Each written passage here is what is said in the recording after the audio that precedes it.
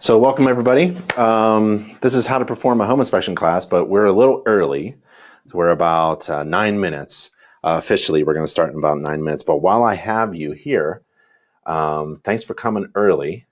And we'll start again in about 9 minutes officially. But I've got my infrared camera hooked up. I don't know if you have one, but this is my FLIR B cam. Oh, sorry. This is my FLIR C2 camera.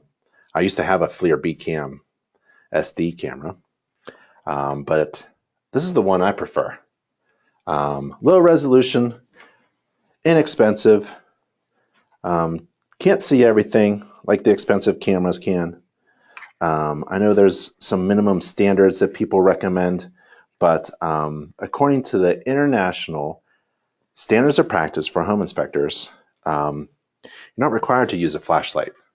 Whoops, did I say flashlight? No, I meant infrared camera. So neither one, flashlight or infrared camera, is actually listed. The word flashlight doesn't appear in the standards. Neither does infrared. So don't freak out if you use either, right? A flashlight allows you to see things that you wouldn't normally be able to see without it. And yet, you can't be a home inspector without a flashlight, right? So a flashlight allows me to see things that I wouldn't normally be able to see without it. So under the desk there, I can't really see what the heck is going on. Is that water? Oh, I can see. Okay. So similarly, my infrared camera, right, allows me to see things underneath the desk that I wouldn't normally be able to see. I don't see anything, right? That's not an X-ray camera. I can't see through walls. What it does is it tells me the temperature of the surface of things. How's that help a home inspector?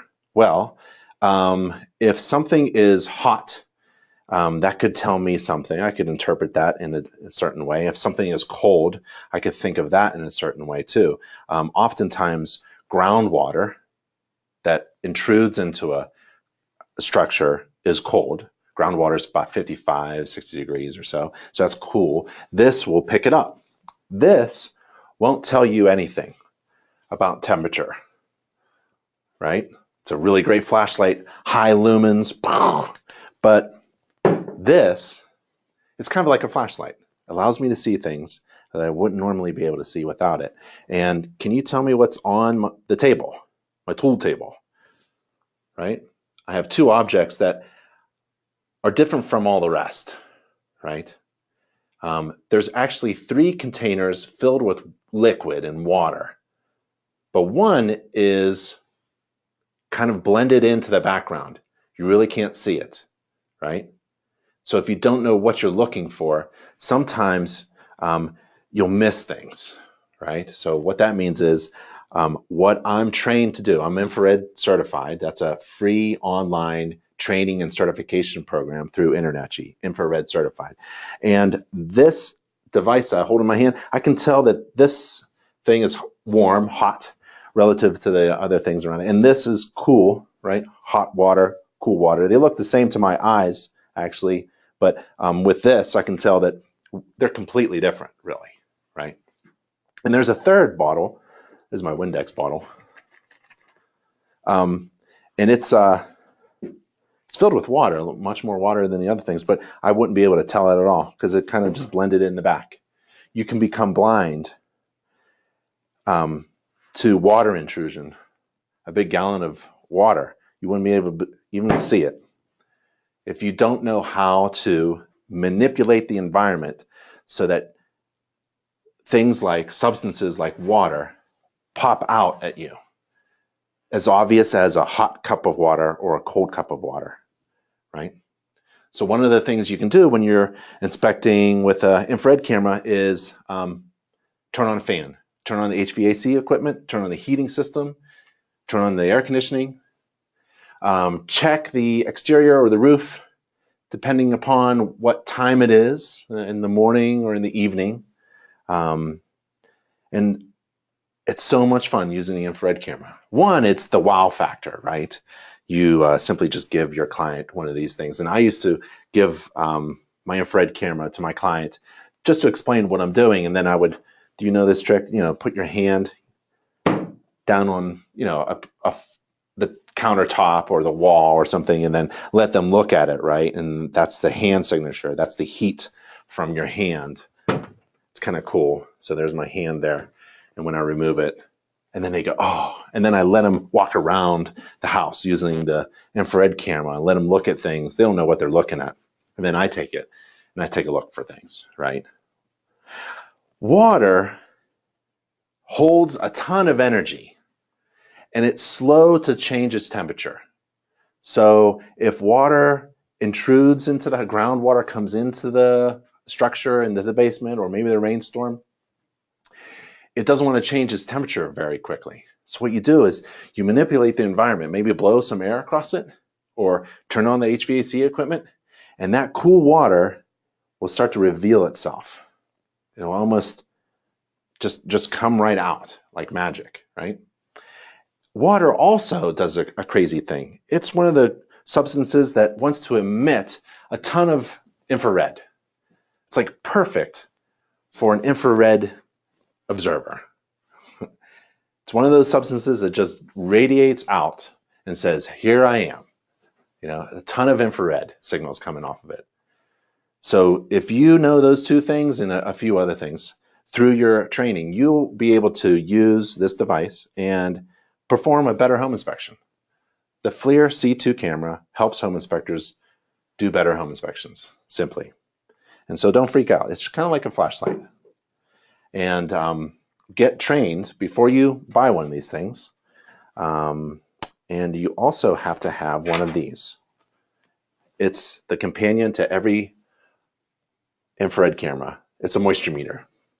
Because you don't want to just say, oh, yeah, that cold spot there, that's water, without first checking it, right? So that's some good advice there. So if you're looking for an infrared camera, I highly recommend getting one, the FLIR C2. This is my personal one. FLIR C3 has a Wi-Fi connection, a little sketchy. The other ones are really good too. The more money you spend on infrared cameras, the better images you'll see. The more you'll see, right? The better resolution, the better lens, the better brains in the camera, and the better inspector you'll be with the camera. But you know, this is a pretty good, decent, affordable first camera.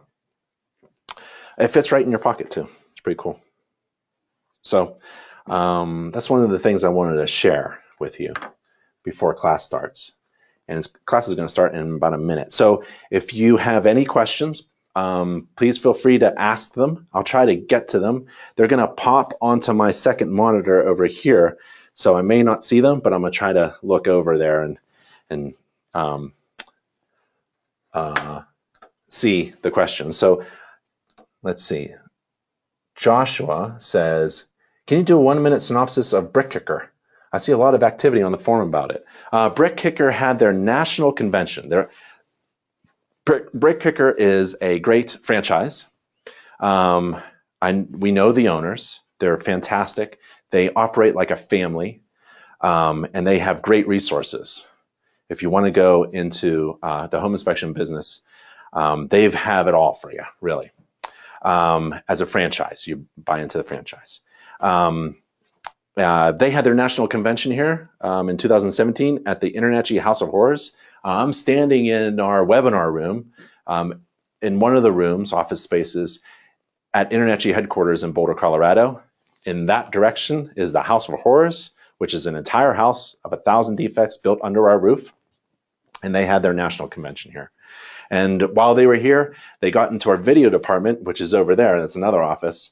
And we produced free customized promo ads for their individual franchisees.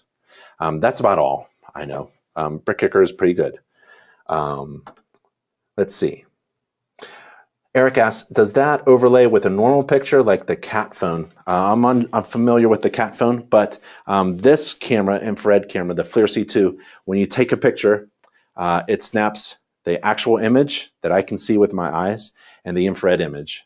separately to JPEGs, and then you can combine them if you want. I never really did that overlapping stuff. So it's affordable, so it doesn't have a whole lot of those fancy features that maybe other cameras have. John asks, will you be offering a class on the new California pool standards? Yes and no. There is a new video, all video pool inspection course coming out with videos. It's video based, and we're going to add a lot of the standards. So Florida has a standard for pools. Almost a lot of the states have standards. California is one of them. Florida is one of them. Texas. So in that course, in the online course we're developing in 2018, in the summertime, we'll have it available for you. Is the for sale by owner property eligible for the buyback program? Yes. We'll talk more about the buyback program. Who sells the Flare C2 infrared camera? Okay. Let's see if I can do this. I want to do a new slide. So take this and bring this down, and it's inspector out. Oh, inspector outlet.com. Inspectoroutlet.com. And there's a left side navigation menu, and you go there and you click cameras or tools.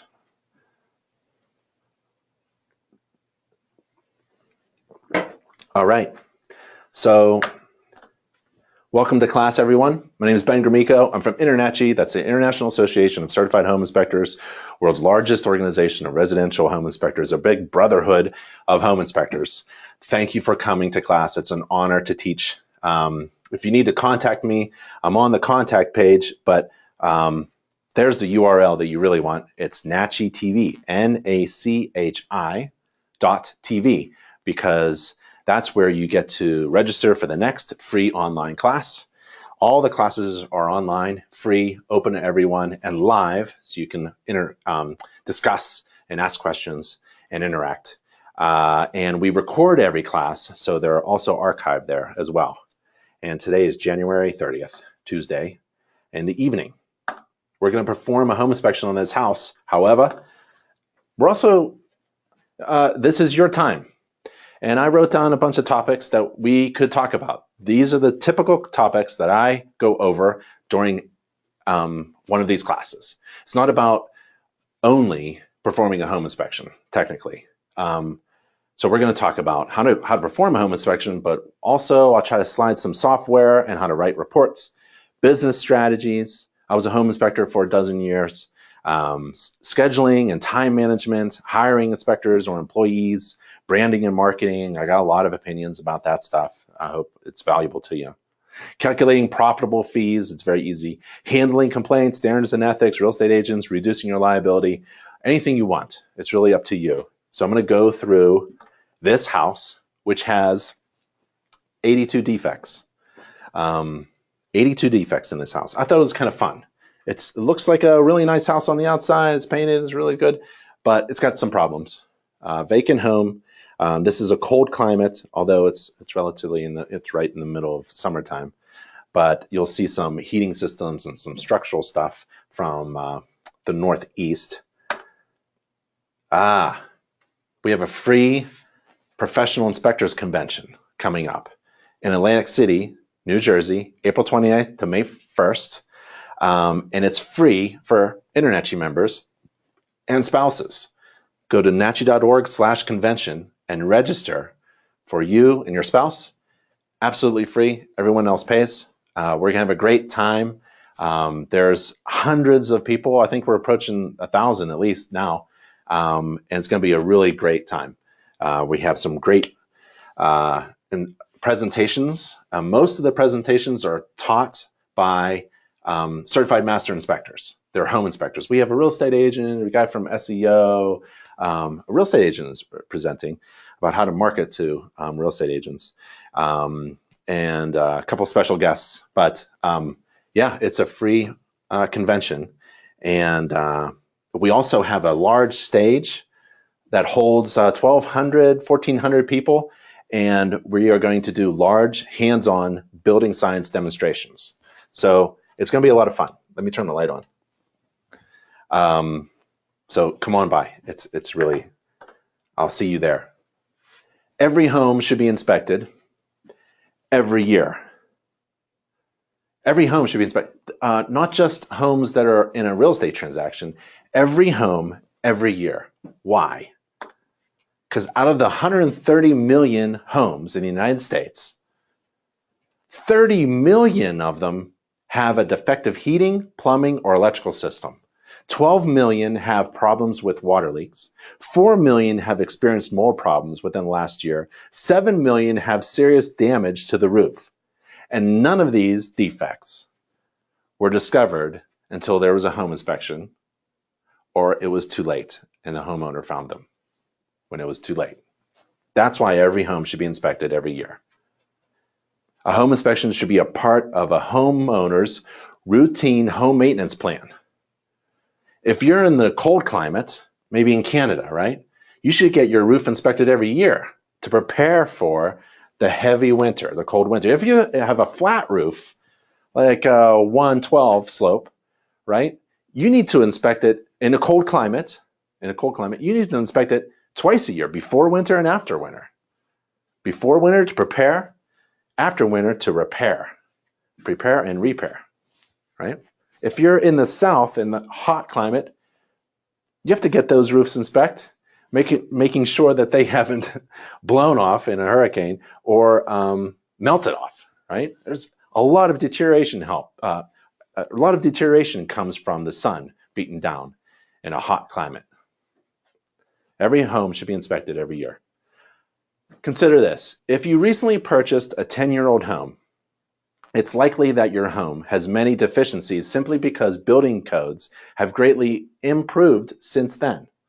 For example, let's say you purchased a brand new home in Baltimore, Maryland in 2013. It's only a few years ago.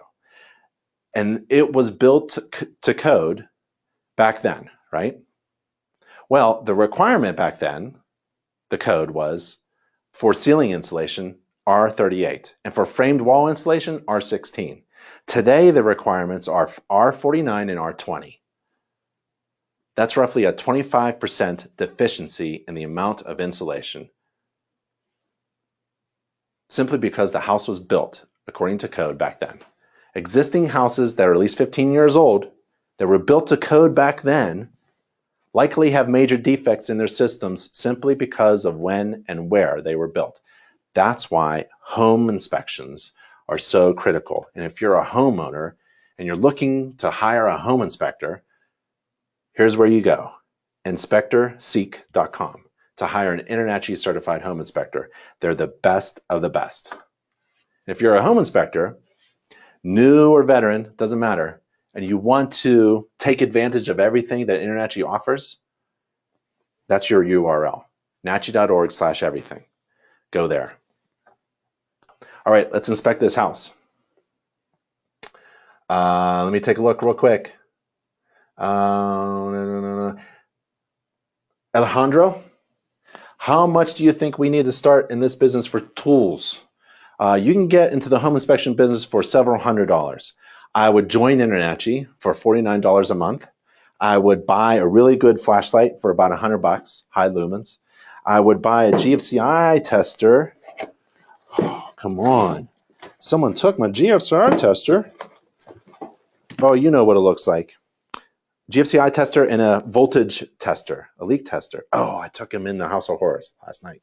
Okay, so GFCI tester and a voltage tester. And you probably want a belt to hold those tools. Maybe a step ladder, but you're not required to go up on the roof. Maybe some face mask. Protect yourself in the attic or the crawl space, and you're good to go. You need software. Software is going to cost, but I like software that has a free trial download, free trial period, like a 30-day, 90-day free trial, so you can test it and you can do reports. There's probably some leaders in the industry, and you may know them: homegauge.com, homeinspectorpro.com, and one of my favorites, spectora.com. I actually have Spectora on my phone, and we can go over what that looks like. I'll hook up my phone during the class, and I'll show you what it looks like to use Spectora software. It's really cool. But yeah, for a few $100, you can get into the business. What actually costs the most is your time. So to be a home inspector is very difficult. To be an InterNACHI certified home inspector takes a lot of training. We get a lot of members joining, and we help them through the process of becoming a certified home inspector, because it's challenging, especially if you come from a different industry. If you were in the construction business and your knuckles hurt, your knees hurt, you were a roofer, you were a framer, you have a skill set that's perfect for doing home inspections. You just need to be trained on a few other things. And all of that training and certification is provided by InterNACHI to members online at no cost. Parcel, Hytham, okay, cool. So if the audio is going in and out, I see somebody said the audio is going in and out. It's probably just a temporary thing. If it completely goes out, sometimes that happens. It's technology over here. You can probably just refresh your screen, or go back to that email that I sent you so you can get into the class again, and you'll pop right back in. Remember, the class is video recorded, so you're not going to miss a thing. I'll send everybody a link. Daniel says, don't forget expenses for schooling and each individual state licensing requirements. Correct. There's 26 states that regulate home inspectors. Half the country doesn't regulate, so there's no fees there. It all depends on where you're from. Second thing is, InterNACHI is a licensing provider in most states. Maybe Arizona comes to mind, where we're not for licensing. Texas requires live hands-on training. New York doesn't recognize any online training, certification, licensing, or education at all, which is a terrible mistake to limit a licensed professional from attaining continuing education at an affordable rate. So all of this online training stuff that InterNACHI provides, say for Florida as an example, Florida requires 120 hours of licensing training. We provide that, and it's all online and free to members. And the state exam as well for Florida is online. So a lot of things InterNACHI provides for your training. Costs only the membership fee. We do have hands-on training opportunities available, not required to be a certified home inspector through InterNACHI Online. I'm doing the home inspection. Let's say I do 2 a day. I used to do 2 a day. I used to do 3, and then I decided to have family and a life for myself. So I did 2 a day, and I realized that I could delegate down home inspections to someone who's just as good as me. So I hired out someone to do that 3rd inspection a day. So you have to build up your business so that you can delegate to another inspector work, right? Maybe you do the 1 inspection and they do the 2 inspections. I did the 2, and then we started off in 1. I did 2 inspections, 8 o'clock a.m. and 12 o'clock noon. That's 4 hours apart. I leave my house at 7:30, and I get to the first job early. Where I come from, if you show up on time, you're late. So you get there early, and while I'm there early, no one else is here. Maybe the listing agent is here. The homeowner may be here. I'm going up on the roof. I ring the doorbell, introduce myself. Maybe no one's home. I go up on the roof, right? By the time I get down from the roof, I want my client to show up. I'm trying to time it just right. I don't want my client on the roof with me. So I go there. I might as well go there early and do it all myself. That's what I do. I show up early, and I don't park in the driveway because I want my client to have that driveway, have that access. So I park away, bring all my tools, set up my ladder, and I go up on the roof. Are you required to go up on the roof as a home inspector? Are you required to walk upon a roof surface? Let's say it's a flat roof surface that's only 10 feet above the ground. Are you required to go on it? No. Correct, RD. John. Right. Steve. Perfect. You're not required to walk upon any roof surface according to the standards of practice, which is the absolute minimum standards by which you have to perform a home inspection, right? So the minimum doesn't require you to walk upon any roof surface, but you can exceed the minimum standards of practice, right? We have excellent legal counsel advice on how to exceed the standards of practice if you're going to. I did that. One of the main points is if you're going to exceed the standards of practice for one client, you ought to exceed them for all of them, right? So if one client expects me to go up on a roof, they all should expect me to go up on a roof, right? Or at least try. So I was known in my market as the home inspector who gets up on the roof because I had a huge van, Econoline van, big ladder rack, and I carried big ladders. And that was part of my brand. I get up on a roof. I carried a 32-foot fiberglass, 28-foot fiberglass, 40-foot aluminum, 12-foot aluminum, step ladder, crawl gear, and I went from a small step ladder, a larger step ladder, and crawl gear.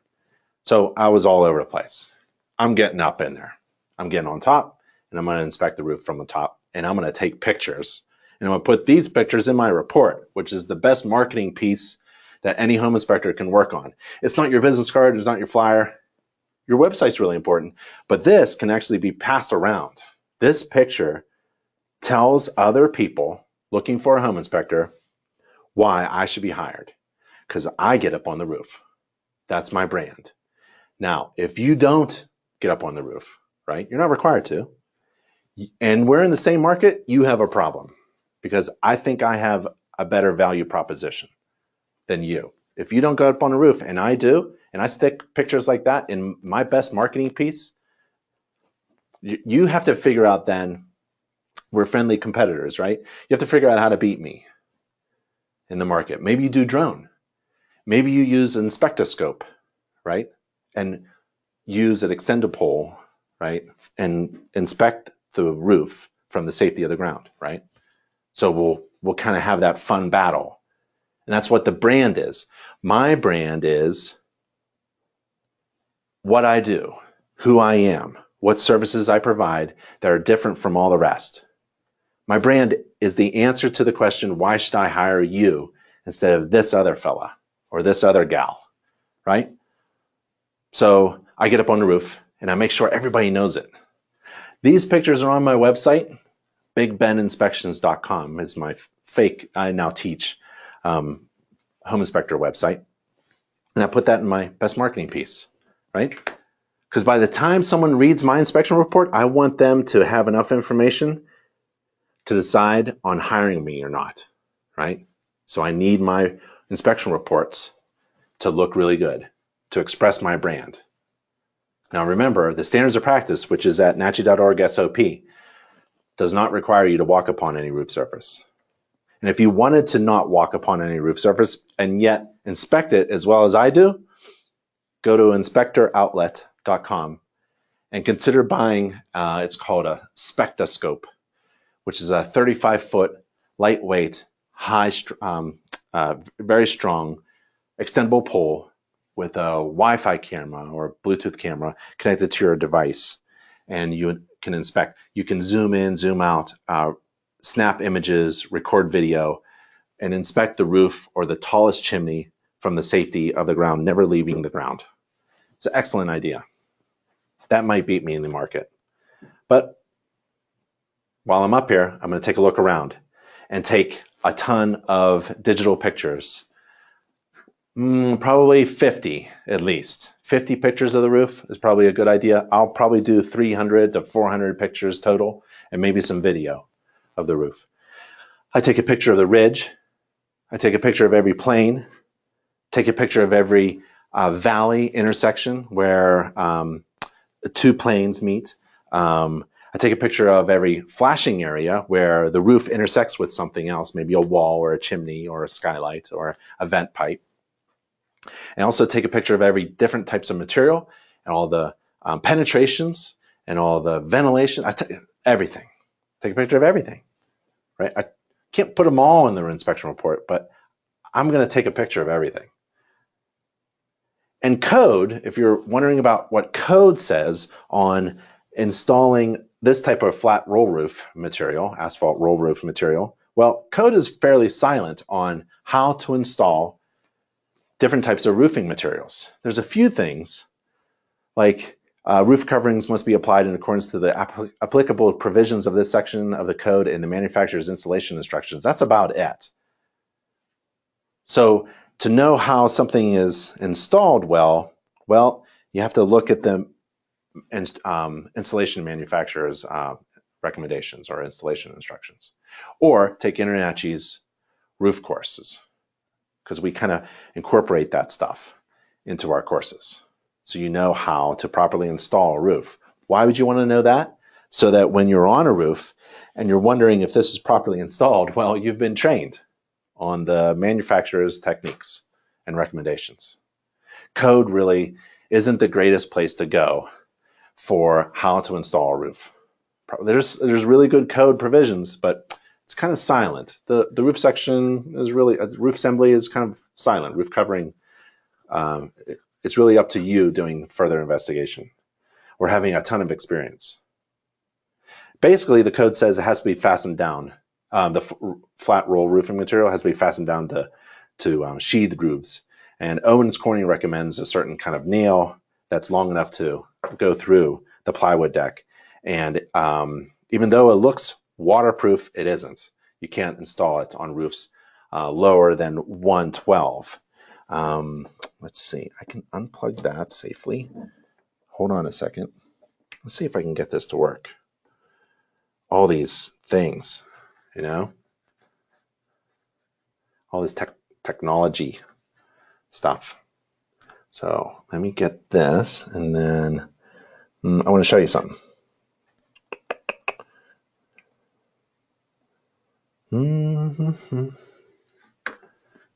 Let's see if I can get it to work.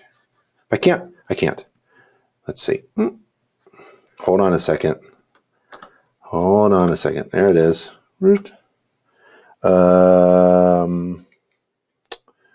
Yes. Yes. Yes. There. This is my phone. Okay, so this is my phone. This is my, where am I? There I am. This is my iPhone, right? And this is an app that has a line across the middle, and it tells you the slope. So you can hold it up to the roof slope and say, oh, this is a very low slope roof. It has to be almost waterproof, right? Oh, this is a 5 to 6, 4, 5. I can get on that roof. That's pretty safe. And you can also snap this picture and stick it in the inspection report as well. That's an excellent app. And then the other app is Spectora. Well, there's the Spectora app for writing an inspection report. And we can go over that later. But, okay, where were we? A good resource is the manufacturer's illustrations. This is Owens Corning Roofing on how to install roll roofing materials, how to seal it, how to lap it, the top laps, the end laps, and the fastening. And then there's other things, like in cold climates, there's a thing called, it's amazing, water drops out of the sky and it's frozen. It's called snow. I was just in Florida in the wintertime. I think it was 70 degrees, 75 degrees. They don't have snow very much in Florida. But in cold climates, in areas where there's a history of ice forming along the eaves, an ice barrier must be installed for asphalt shingles and mineral surfaced roll roofing, like the picture I just showed you. Code says that. And an ice barrier must consist of 2 layers of underlayment or sticky self-adhering polymer, modified polymer. And there's also illustrations like this from the International Residential Code that shows you how far that ice barrier can go. Why am I talking about code? Because code is the basis upon which our knowledge rests, right? It's the foundation upon which we build our knowledge on how a home is built and performs. So code is important. We're not code inspectors. We don't quote code. Some states we're not allowed to quote code. We use code to help guide our inspections and formulate our opinions. And thank goodness I'm not a code inspector, because I don't agree with some of the code. Some of the code, like for example, handrails for stairs, I think you need 4 risers until the code says you need a handrail. Well, that doesn't work for me, right? For me, having an 86-year-old grandmother, I need 2 risers. If there's 2 risers, I'm going to call a handrail. I'm going to call it a defect, and I need a handrail installed. That's what I'm going to recommend. You know why I can recommend that? Because I'm not a code inspector. I'm a home inspector. I'm a generalist. I'm essentially writing my opinion. What's my opinion based on? Code, standards, best practices, anything I want. InterNACHI courses. Yep. It is an amazingly fun profession to be in. If you're not a home inspector and you're considering it, it is the best. It is so much fun, right? To help people every day, giving them information that they need to make smart decisions on whether or not to buy the house, or how to negotiate the price, or how to get things fixed, or how to maintain their home, or is it safe? Is this wet? Is this dry? Is this energy efficient? It's so much fun. You become the local expert in your neighborhood. Everybody in my neighborhood knows I own an infrared camera. You know why? Because we had floods in Colorado a few years ago, and I did my entire street. I walked all day with an infrared camera and a moisture meter, and it died on me. I had to go back home, charge it, come back, right? That's what you should do in your neighborhood. If you're a certified home inspector, your neighbors deserve to know that they have an expert living on the street, right? That's marketing. We talked about what brand is. What my brand is who I am and how I'm different from all the rest and why you should hire me. And marketing is getting that message out. And a marketing strategy would be walk down your street. When's the last time you talked to your neighbor and told them what you do or what course you just took, right? That's what you should be doing. If you don't talk to your neighbors, I think you're missing out, because neighbors talk to other neighbors, to family members, to coworkers, right? So that's a marketing strategy that I highly recommend, and I did that. I've done that. I'm not even a home inspector anymore. Lots of questions, but I think I'm going to go through until the very end of the roof system, and that's when we'll take a break for questions. If you're unsure that you know how to inspect a roof or all roofing materials, right? We have an entire library of not just articles, courses. I would guess it's probably hundreds of hours of training online and free to members. And it's at nachi.org/3C. Don't ask me why that URL is like that, but that's where you go. It's a short abbreviation for a lot of information. We had only 3 courses a long time ago, and now we have like 30. Go there, nachi.org/3C, right? There's some basic stuff. There's advanced courses. There's video-based courses. There's a lot of information there. Okay, let's get through this home inspection, because holy cow, is that 1/2 hour? All right, let me take a cup of coffee. Hold on, everybody. I always recommend my students to have coffee, because this class can go on for an hour. It can last another 5 minutes if you want. It's really up to you. It can go on for 2 hours. I get tired after 2 hours though. So this picture, I try to put in the report, in every report, no matter what I'm walking on. I put my feet in the report on the roof, because I want my clients to know that I walk upon the roof, and I want my clients to know also that I get up close and personal with the roofing materials to do my best to try to identify what the heck is going on. Its type, its estimated age, its condition, right? I love those pictures. Those are great. So far, so good. Not bad. Roofing material, the asphalt shingle material is good. Yep. Not bad. I'm kind of a happy camper. I'm blowing through these sections of the roof. Not difficult at all. It's well sealed around the vent pipe installations. However, here's a chimney. I see it's masonry, right? What else do you see? The flue is square. Okay, so if you're in a warm climate, Don't get bored, right? This is kind of fun to know. What if you move in 5 years to a northern climate? You got to know this stuff. Square flues tend to be heating systems. Rectangular flues tend to be fireplaces. That's about it. That's kind of an easy kind of thing. But the condition of this exterior masonry is not very good. It's CMUs, concrete masonry units, probably solid, maybe hollow, and it's parged with like a cement, parging a mortar kind of thing going on, but it's just cracking up all over the place. The wash or the top cap that diverts rainwater off of the top of the surface, that's cracked as well. Big crack. Defect. I'd say this is the first defect, right? Out of 82. Don't count them. I think I counted more than 82. Flashing. If you ever see this, that's a defect. I'm going to call this out. Defect? What's wrong? It's not leaking. Doesn't matter. It's going to last for about a day, really. It could crack as soon as I leave the roof, right? And then on the next rainstorm, it's going to leak because that's just a Band-Aid. If flashing is installed properly and it's performing well, like it's designed to, it doesn't need any sealant all over it, slapped all over. No roofing sealant, nothing. It doesn't need painted, doesn't need silicone, nothing. If it's masonried if it's cut and tucked into the masonry, there could be a bead of sealant there, but it's essentially grooved and fastened into the masonry. There are no open edges, like the step flashing top edge should not be seen. There's a counter flash. There's nothing here.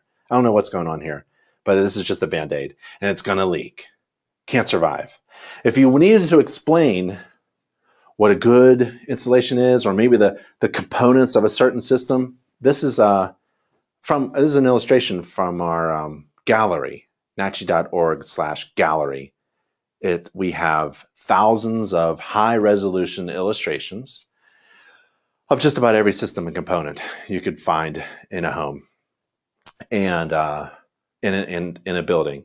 I think this is a kick-out flashing, obviously, and it shows some clearance from the hard stucco coating. So if you wanted to add this to your inspection report to increase the value of your reports, right? Always thinking about increasing the value. When you can increase the value of the product or service that you provide, then you can demand higher prices. Higher prices gives you an opportunity to have a higher profit margin, right? And we'll talk about that too. So go to there and download some high resolution pictures and incorporate them in your inspection report. They're free to InterNACHI members, free to use, to help you explain better what you're seeing and make your reports more valuable to your clients. You're not required to inspect any kind of flue liner or any interior of any pipe, any underground pipe or flue or chimney or anything like that. However, since I'm there, I might as well take a picture. And when I do, I often find something like that. So there's a large separation between the top flue and the other flues, probably the second or third one down. Large hole, right, in the flue. Can't have a hole in the masonry flue liner. The roof material of this section I leave for last because it's in worse condition. It's a defect. Unreliable. Assume it will leak on the next rainstorm. I love saying that because I'm assuming it's going to leak if it's not leaking already. And we should ask the seller if it has leaked in the past.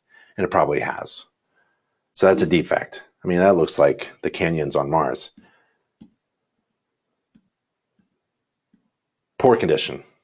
Okay, while I'm up there, I also take videos of the roof. Now, I did this inspection a while back, and back then I used to carry like Canon because it's kind of a meteor kind of camera in my hand. So I need something to grab onto. So a digital camera that took pictures in my right pocket. I had a nail pouch with two pouches, a framer's pouch, two pouches in front, digital camera for pictures in the right pocket, a video camera, same picture, but adjusted to video in my left pocket. And I snapped. I was like shooting a gun or something. A lot of pictures, click, click, click, click, click. and a lot of video, especially on the roof. And if my client didn't show up at the inspection, I would try to take a video of the entire inspection. And then nowadays you can incorporate video into an inspection report that are cloud-based, right? That are synced to the cloud. And so you could send a link to your client that allows them to get to a report that's web-based. And when your report is web-based and not in a PDF or printed, that type of report is, in my opinion, of a better value because you can embed video. And personally, I see video being incorporated a lot more into inspection reports. Nowadays, you can get a free transcript of any video in which you're talking. So you could have a written report developed from the video that you took, if you wanted to do that. It's quite easy. There are two different shingles on the roof. The front green shingle appears to be a newer shingle and in good shape, young roof. The gray shingles on the back seem to be older, but still in good shape. Yeah, that's me. On the left side, there's a flat. Yep. And then there's the chimney. Chimney stack on the left side. And then there's the flat roof. The roll roofing material on the right side of the house is in poor condition. Okay. So video. Consider video. If you don't have software that does video, consider it. Because if I was in your market, why would you consider adding video to your inspection service? Because if I was in your market, right, I'd beat you. Because part of my brand is I take a ton of pictures and video, and I provide that information to my client in an easy, accessible format. Ooh, if you're not doing video and we were competing, I think I'd beat you. I'd be able to demand higher prices too. And that's the whole point of being in business.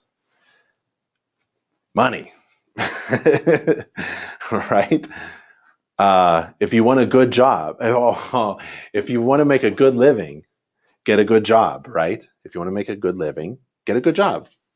If you want to make a great living and make stacks of money and take on all that risk that being in business entails, well, this is a fun opportunity.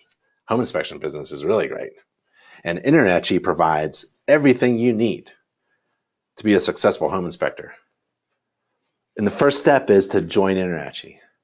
That's your door to making a lot of money, right? Why do you join InterNACHI? So you have unlimited access to all the resources that we provide. All members have that access. And then when you're ready to become certified in anything, certified home inspector, certified mold inspector, certified radon inspector, certified moisture inspector, certified stucco inspector, certified radon inspector, it just goes on. We have 45 different types of certifications, all online and free for InterNACHI members. When you're ready to become a certified home inspector, that training and certification program is online and free. There's no big investment to get certified. That's your first step. Next is all the other stuff, marketing, branding, tools, things like that. Defect. There's no gutter on this house. You know how many hundreds of gallons of water fall off the edge of a roof during a heavy rainstorm in the north? This is Pennsylvania. We call it Pennsylvania. It rains in Pennsylvania.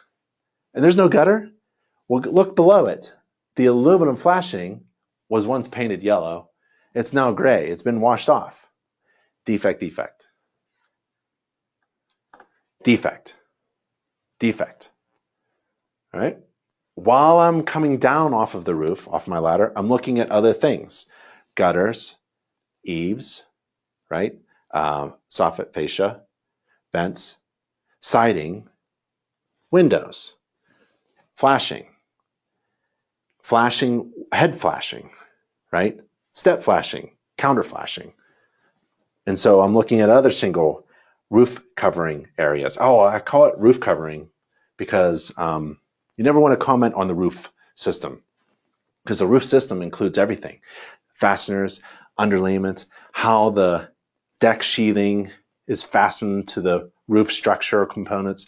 You can't see any of that. You can see some of it. So what you want to comment on is only the things that you observe on the day of the inspection. That's what you should be reporting upon.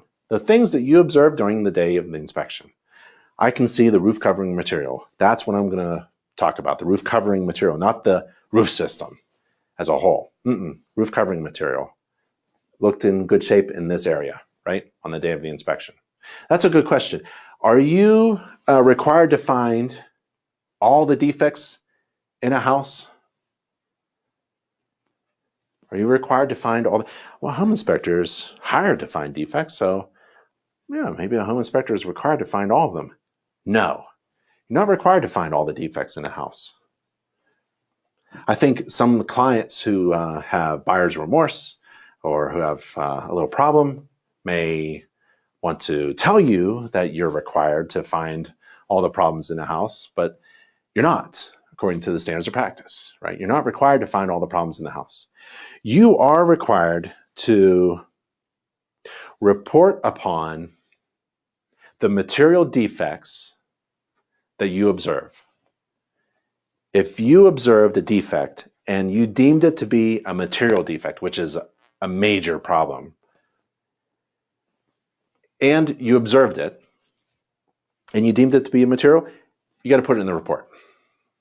That's the basic minimum.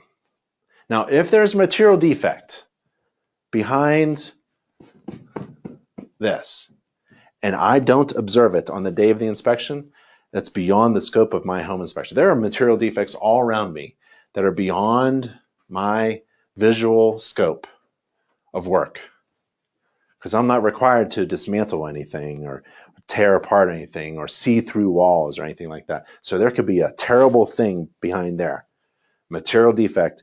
If I don't observe it, I'm not required to report upon it. I'm not required to find all the defects in the home. Only those defects that I deem to be material and I can see. I should put that in the report. Just to clarify. Yeah? I know some of you veteran inspectors are like, is this what he's going to talk about? Yeah, it's good to go over some of these things. I'm inspecting the skylight, the windows as I come down, the roof penetrations as I come down, the lower gutter system that as I come down, it's filled with debris, needs to be cleaned. I'm on the ground now. I look up on the roof from a certain different vantage point, right? And I see nails that are backing out and lifting the 3-tab shingles. So the tabs are being lifted out. Defect, defect, defect, defect. Defect, defect, defect. If it's a defect, you call it a defect.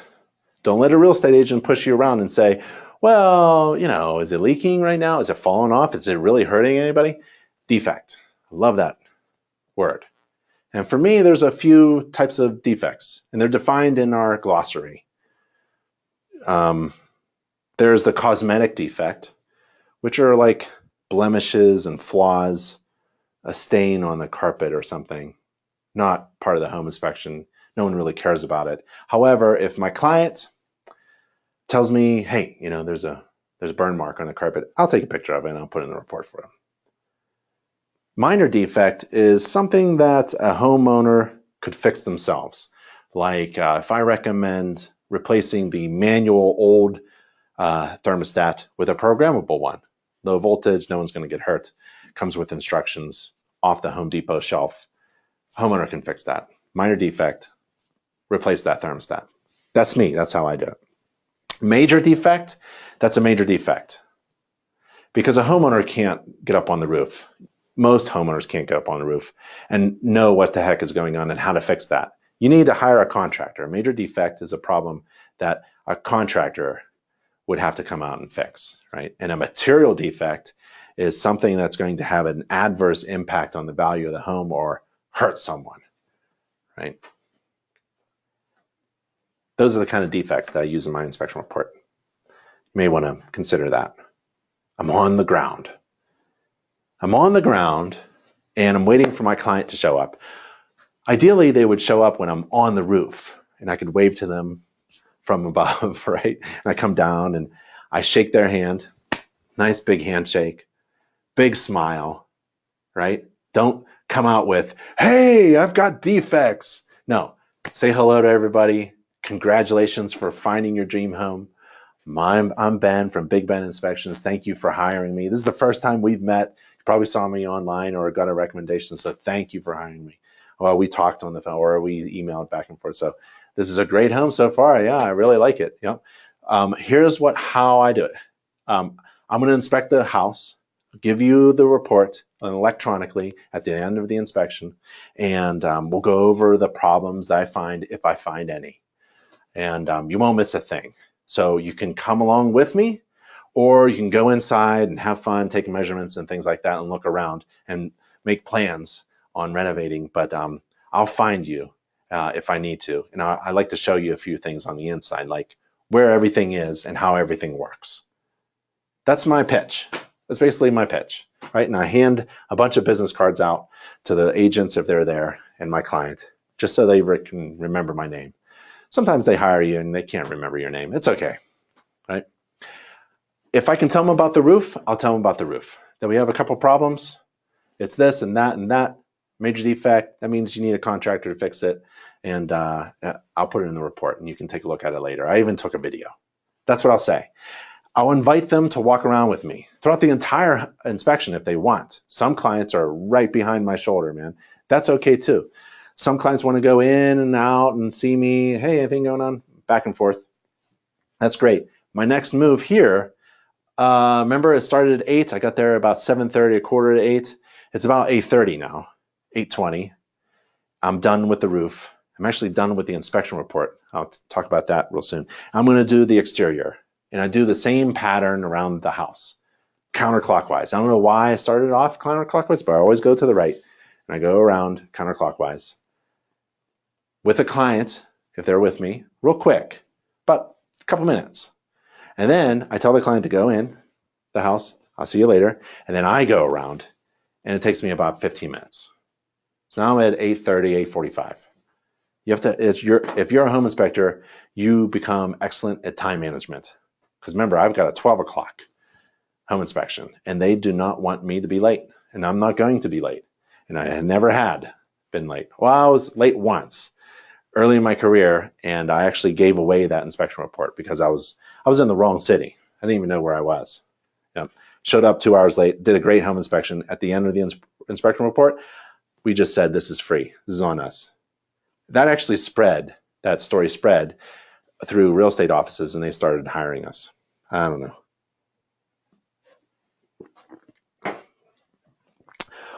Why am I excited about being at this point in my inspection? Because, let's see, can I do that again for you guys? Let's see.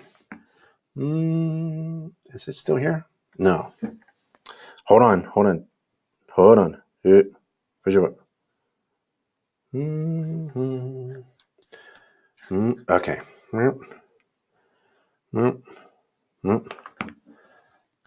Spectora. Oh, sorry. Wrong. I'm trying to do it on here. Okay. Can you see this? Hope you can see this. Oh my gosh, look how many questions I have. You guys are fantastic. Some classes are totally silent. All right. I'll try to get to them. Those are good. Is drone inspection acceptable? Well, FAA, they have a certification exam. You essentially have to become a pilot. Seriously, you have to become a pilot to fly a drone. My recommendation is that drones are for fun, right? So we don't have all the systems in place at InterNACHI quite yet for training on drones, although we're trying to get a drone class for the convention. Subscribe to the newsletter that we put updates for the convention in the newsletter. So we're trying to get drone training in there. If you know a good drone trainer, email me. We're trying to hook up with them so that they can give exclusive discounts to training for InterNACHI members all over the country. And we're trying to put some of that online and help you prepare to pass that FAA pilot certification exam. Then you can fly that thing. Until then, man, you can't fly. Around here, I can't fly because I'm near an airport.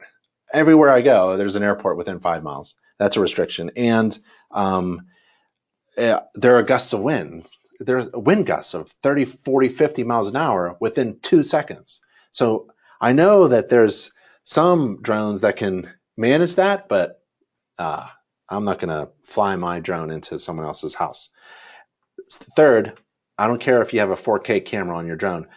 Me touching the shingles, I feel like I can beat you in the quality of the thing. So here's my software that I'm learning. I'm learning this software. It's called Spectora software. If you want details, email me or just Google it.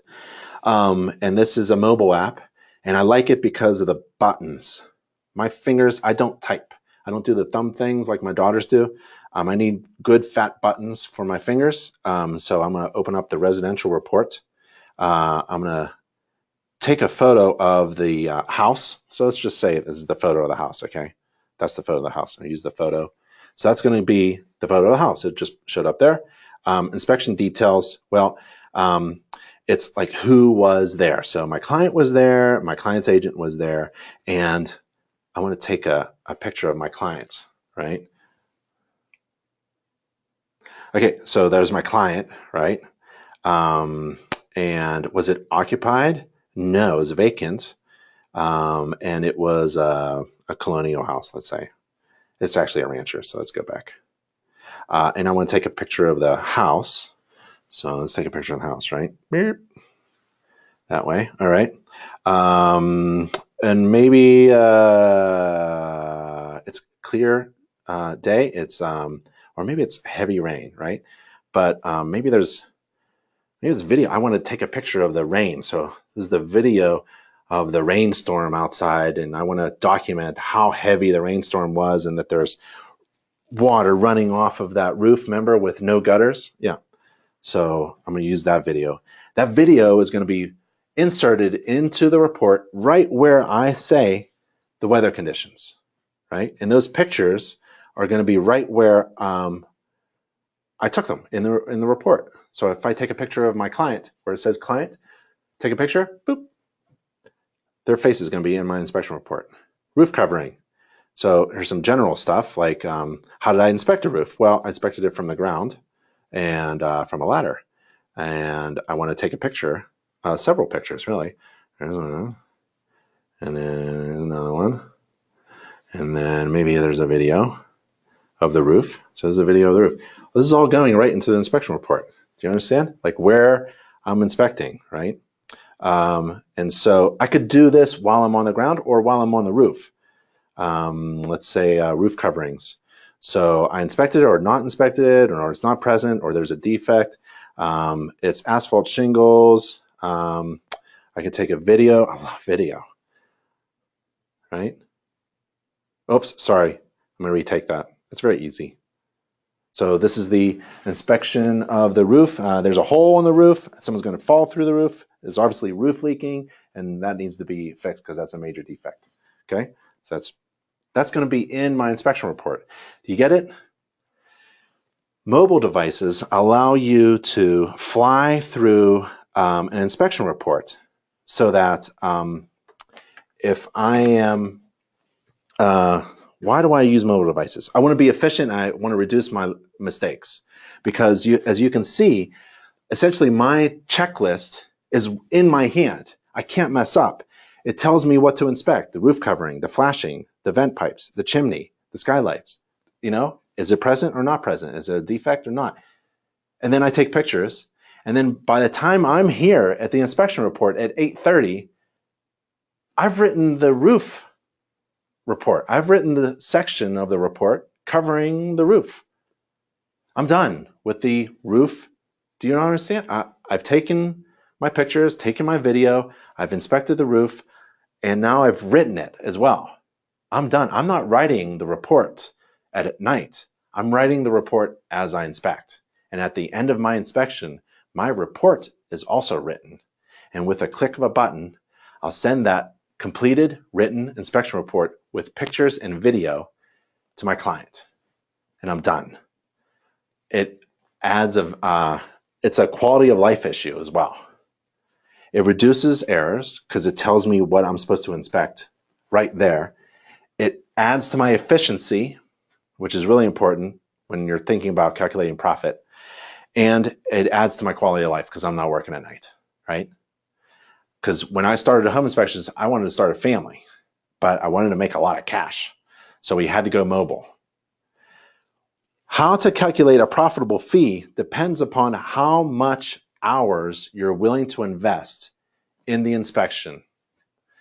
And it's kind of like a fraction, right? You want the amount of money on top, the numerator, and it's divided by the number of hours that you work to make that money. And you want that denominator as close to zero as possible. You don't want to spend a whole lot of time making a lot of money. If you spend a lot of time making a little bit of money, you're reversed in your business. You'll go out of business. You'll run out of money, and you're working like a dog, right? You want to squeeze that time in the denominator fraction to really small and make a lot of money. How do you conserve your time? With efficiency in your process. So one of the ways you can become efficient is to go mobile, right? And Spectora software is an excellent software. I'm having a lot of fun learning it myself. I wonder if we could see. You mind? You mind if I show you what Spectora? Let's see if I can pull it up.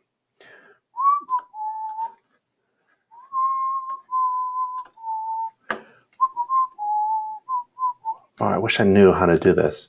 I see I'm figuring it out myself. So there's my report, 123 Main Street. If I click that, will it show up? There it is. Okay. So there's my report. Remember I took a picture of that as the house? Remember that was the house picture. There it is. I went from here. Oh, sorry. You can't see me. I'm sorry. I went from there. I went from here, right, to this is my laptop. And I brought over my browser from my laptop over here, okay? Now this is online, on my laptop. This is what you're seeing.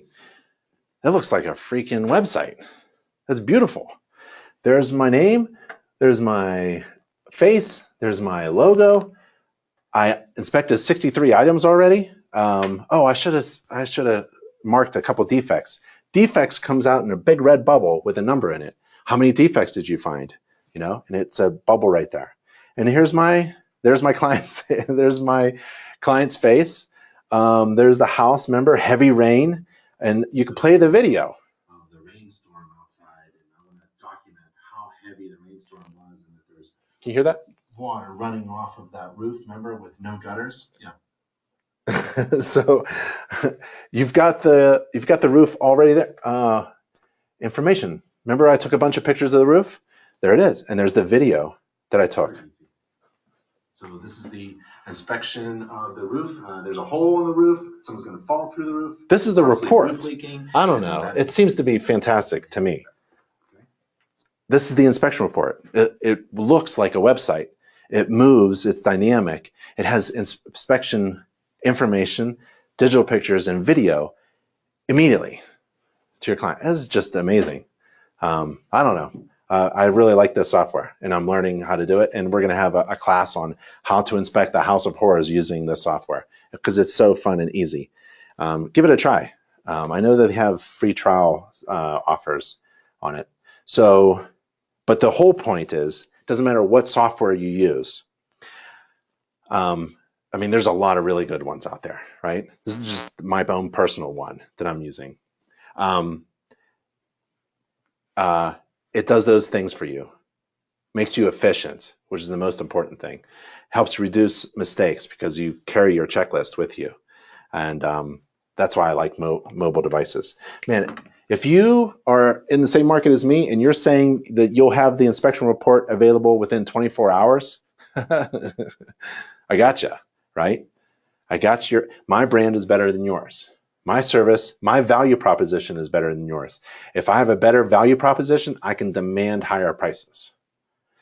And if I'm faster than you, I'm more efficient, then my denominator number is lower than you, and I'm spending less time making that money. Okay, now I'm on the outside of the house. I used to own a house like this. This is concrete masonry units, concrete block, mortared together, and then they have a parging of cement on the outside, couple coats, you paint it, it lasts forever. Maybe you'll get some settlement cracks, maybe not. It's easy to repair. I'm just looking for large displacements. If I can stick a pencil through, that's an opening. The asphalt driveway isn't the greatest, right? Some patches, looks like it was too narrow, so they widened it. And it's just it doesn't look very good. It's a functional driveway. It's not aesthetically great. That's the base coat. They didn't even put the top coat on, right? So I take pictures like crazy, obviously. Cracked window, defect. Weathered door, minor. Cosmetic defect. It's really your call. Doorbell, minor defect. Those two pipes are kind of fun. This is what you see in the Northeast of the United States mostly. It's an oil fill pipe and an oil tank vent pipe. Oil fill, I'm touching the oil fill pipe, and that's the vent pipe. So inside the house, I know that I have an oil storage tank. This is crazy, right? A couple million years of rotten plant life and dinosaurs creates oil. We pump it out of the ground, and then we pump it into our homes and store it in a big tank. And then we suck it out of the tank, ignite it, burn it, and heat it for fuel. That's what we do in the Northeast. It's pretty crazy. Then as the tanker comes, he grabs a hose, he fills up the tank, he pushes oil into the tank, and air has to displace out, and that's the vent pipe. So that's the fun stuff of knowing something. If you're in Florida, right? If you're in Puerto Rico right now, yeah, this is kind of like advanced training. Electrical wires cannot be within reach of the yard. I mean, you can grab that, right? It's probably a lot of fun for like football or volleyball. It's an interesting volleyball game, but really, it's a material defect that could kill somebody, right? So that's a defect there. So right now, I'm having a lot of fun as a home inspector. Got some defects on the roof coming down. I'm writing my report. Got a lot of pictures. Got defects here and there. This is a lot of fun to have a material defect with the overhead service line within reach of the yard. And then I'm inspecting, right, the roof system, and I'm inspecting the exterior system, but I have also components of other systems that are in my way, kind of like. So how do I handle if I'm doing the exterior inspection, I come across something of the electrical system? It's easy when you're on a mobile device because all you do is just jump from the roof, from the exterior to the electrical system. And now you're documenting and taking pictures and video. And then you can snap out of that system and go back to the exterior. So right now I have the electrical meters. Main meter for the electrical panel. They used to do this, a sub meter just for the hot water tank. So I'm expecting an electric hot water tank that's on a separate meter, kind of designed to save energy. That was the idea. Grounding wire from the electrical panel to a rod, good. Metal steel doors that you can access the basement with. So you open up the steel door, you walk down into the basement. That's what those are. Exterior water faucets in a cold climate, I'd recommend it in all climates because the weather's changing. Have to be frost free so that when it does get cold in the wintertime, that water valve that stops water right there doesn't freeze up and burst, because water, when it freezes, expands and it will burst a pipe very easily. So that's a defect. Handrail. Handrail is needed here. It's needed here because I'm a home inspector and I put it in a report as a defect. It's not required by code. I think code says, so correct me if I'm wrong, 4 risers, right? Until you need a handrail. You have to have a minimum of 4 risers, I think it is, on stairs. I think it's exterior stairs, 4 risers. Somebody can correct me. I could be wrong, but thank goodness I'm not a code inspector, right? My grandmother could not walk up those stairs without a handrail, and that is ridiculous. She could fall coming down those stairs, and that is not necessary. So I'm going to recommend a handrail there. What if the real estate agent says, grandfathered? I kind of laugh at that. right? I don't take that seriously because I inspect a home regardless of when that home was built. I don't care when this house was built. I don't. I'm just looking for things that are important to my client, right? In my opinion, this is not safe. I don't care if it was built yesterday or 100 years ago. I don't care if it was built to code back then or it's built to code now. If it's a safety hazard, in my opinion, I'm calling it out. That's why it's so much fun to be a home inspector, right? You have so much power. It's really amazing.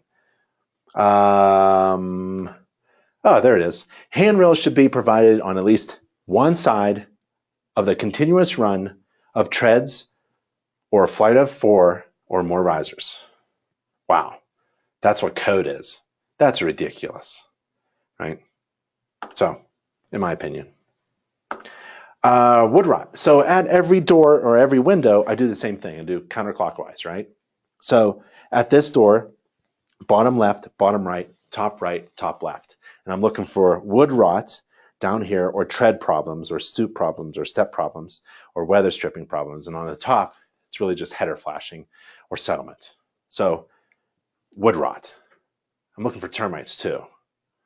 Anything that eats wood. Anything that damages wood. Anything that damages the wooden structure. And that's water, ants, bugs, call them whatever you want. Mold. Anything that damages wood, I'm looking for it, and I'm going to put it in a report. Regardless of whether they ask for a mold inspection or a wood-destroying organism inspection report or not, right? I'm sticking it in the report. If I see signs of termites, in some states I'm not allowed to identify the bug because I'm not an entomologist, but I'm going to identify anything that damages wood, especially structural components. That is a drain pipe. Cast iron, 4-inch drain pipe coming out of the wall. I think I know what it is. It's probably the garage floor. Yep. So I think there's a garage in there, has a floor drain. It just comes out. That's fine. I'm not going to call it. Window panes are real old, single window panes, heavily sealed, silicone to keep the panes in their place. You're not required to inspect the yards, essentially, but I do. See that thing way in the back in the left? Yeah, I'm getting back there. I want to see what that is. Deteriorated paint. That's a big chocolate cake for carpenter ants. Right? They just love that stuff. That's like sugar and food and nesting and delicious. And that's for termites. So they're just, and that's way in the back of the yard. So I inspect things that are beyond 10 feet from the property house. I go all over because I've got kids, so I know what to look for. I'm looking for holes and trip hazards and groundhogs and all that stuff. I know, I'm very familiar with what's going on in the yard. If you don't know and you want to inspect, let's say you want to know about trees, how to inspect trees. Guess what InterNACHI has? We have a free online course about how to inspect trees. And we had experts contribute to the course. Experts in tree knowledge and tree inspections. So and that's just fun. Oh, there it is.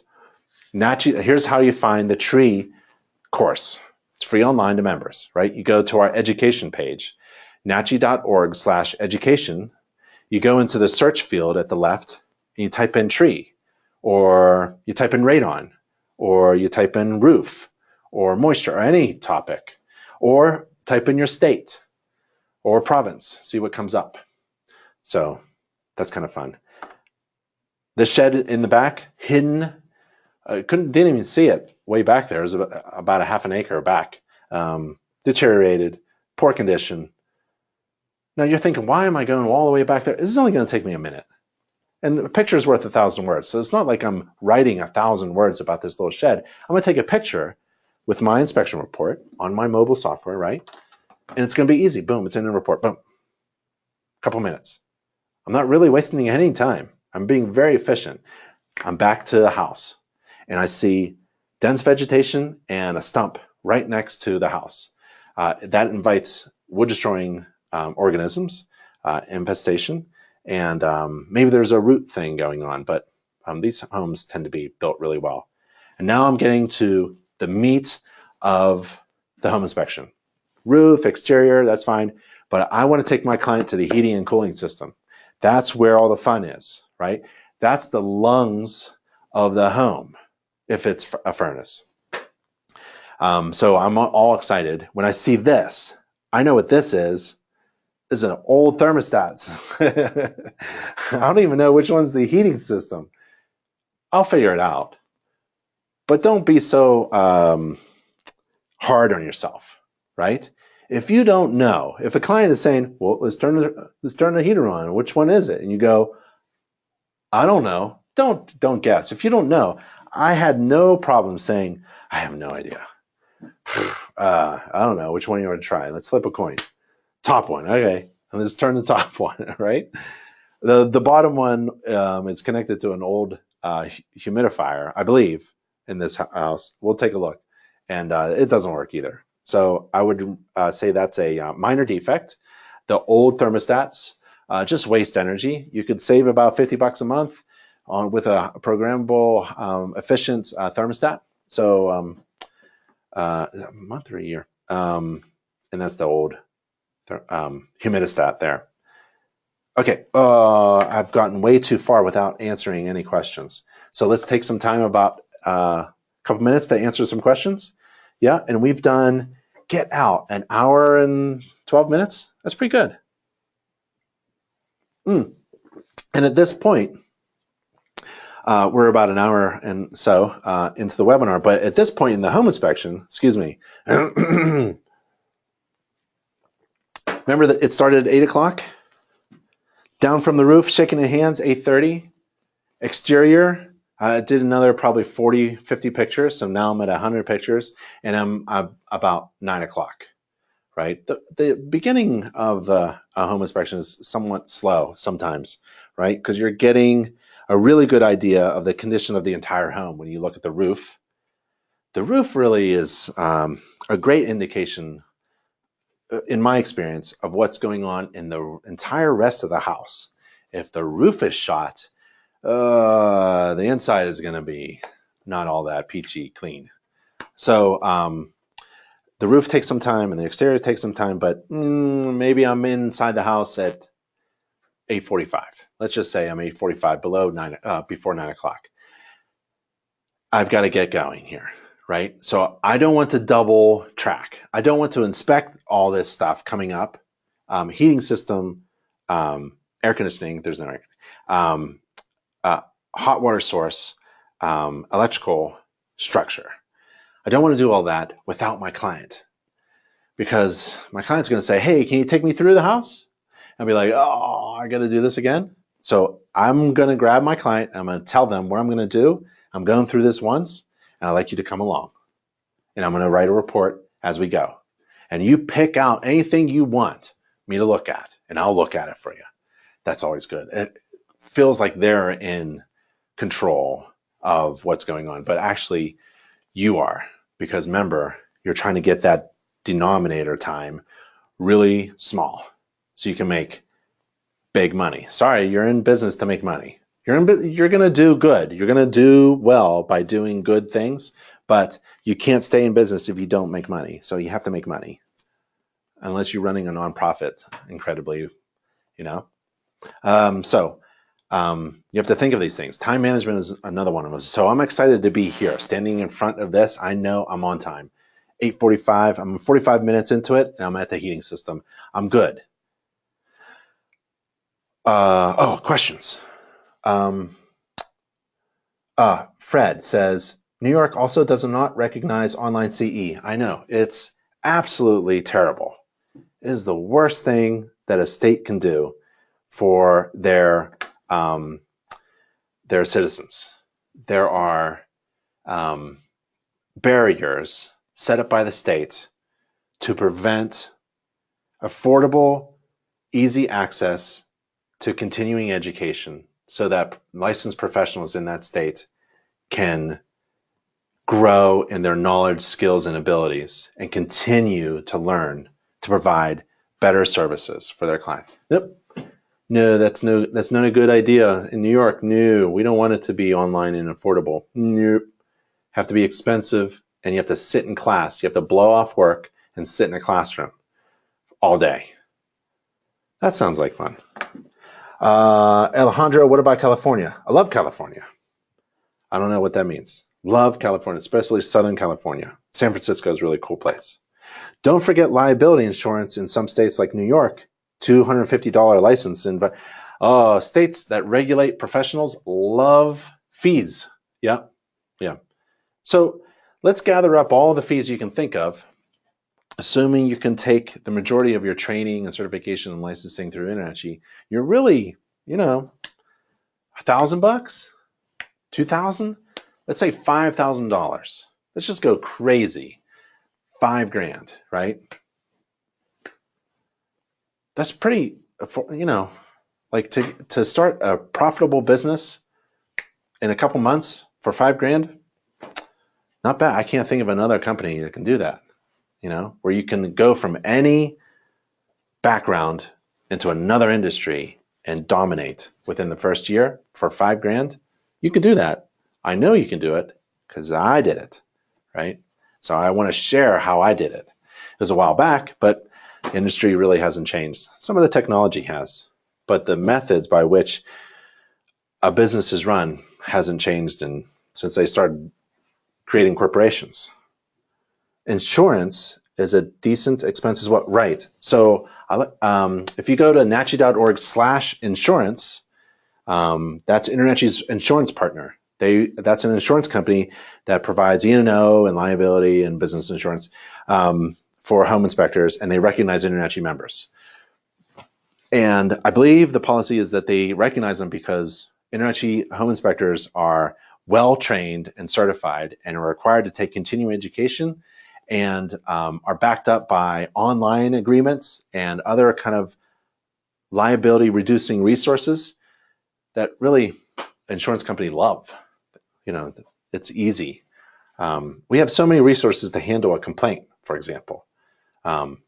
There's so many steps before someone actually will file a complaint. I mean, anybody can sue you, but if you take them through the process of listening to them, absorbing the information, gathering information, and starting to respond to them, by that time, anything else comes up. I've been sued in small claims court a couple times, and I just had InterNACHI resources. I had the standards of practice, my inspection report, and the online agreement system to back me up. And that's all I needed to win in front of the judge in about 5-10 minutes. Yep.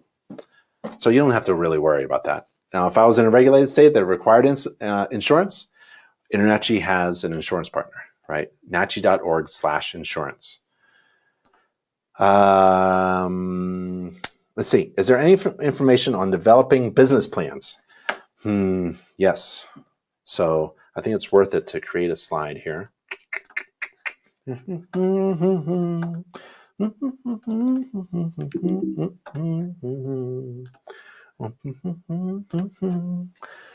go to nachi.org insurance, and then nachi.org education, and type in business. Okay.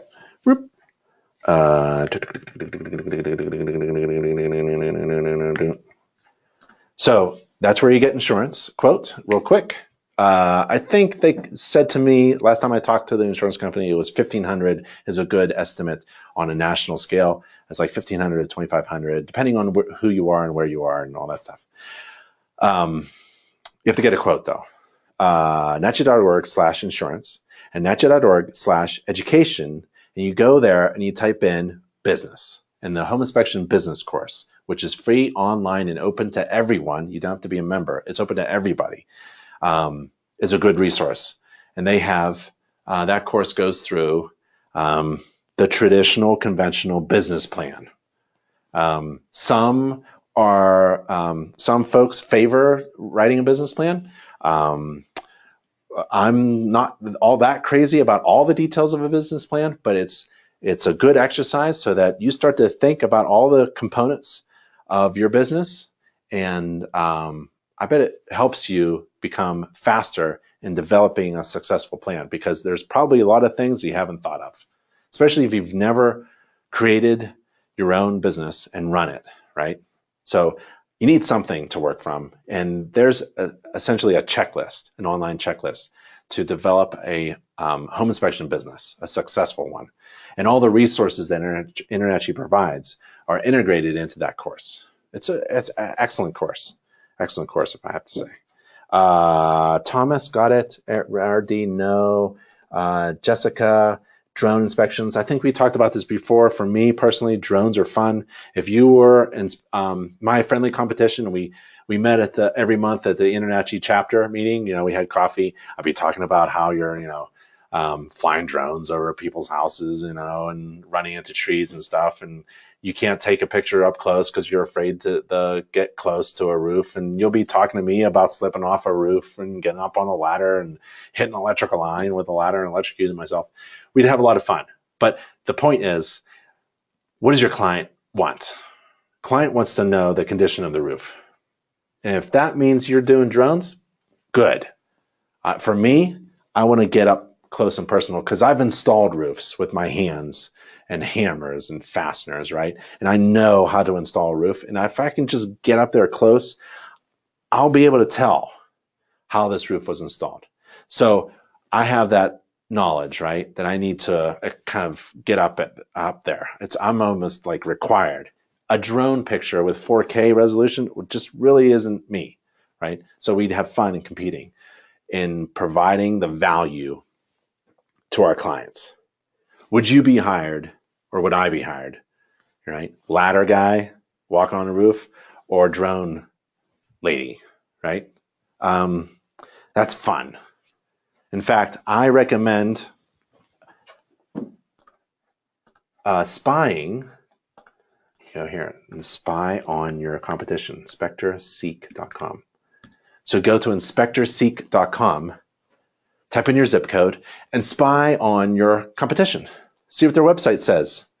Hopefully they have a website. If they don't have a website, I bet they have a favorite TV show that they're watching, right? Instead of making a website, right?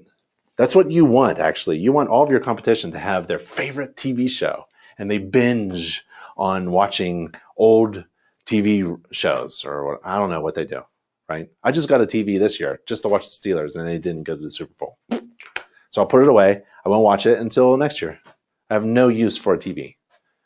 No use. I just grew up that way. My children have never watched TV on a regular basis. The first TV was, in 10 years and so I have all this extra time to do what? Well, a lot of things. One of them is, in business, is to use that extra time that you've saved by being efficient on the job to maybe working at night. Yeah. You're in business. It's your business. It's on your shoulders. You should probably work a little at night. My brother says one of the best things you could do is to go to a hardware store, like Home Depot is a really good one, and go down that aisle, I think it's aisle 6, where the hammers are, and get a hammer. Really big 32-ounce hammer, right? Est-wing hammer with a metal handle, and smash your TV, right? So you don't watch TV. Because if you have an hour at night, you have a decision where you're going to waste it or invest it into your business. And if it's an hour at night, do some math.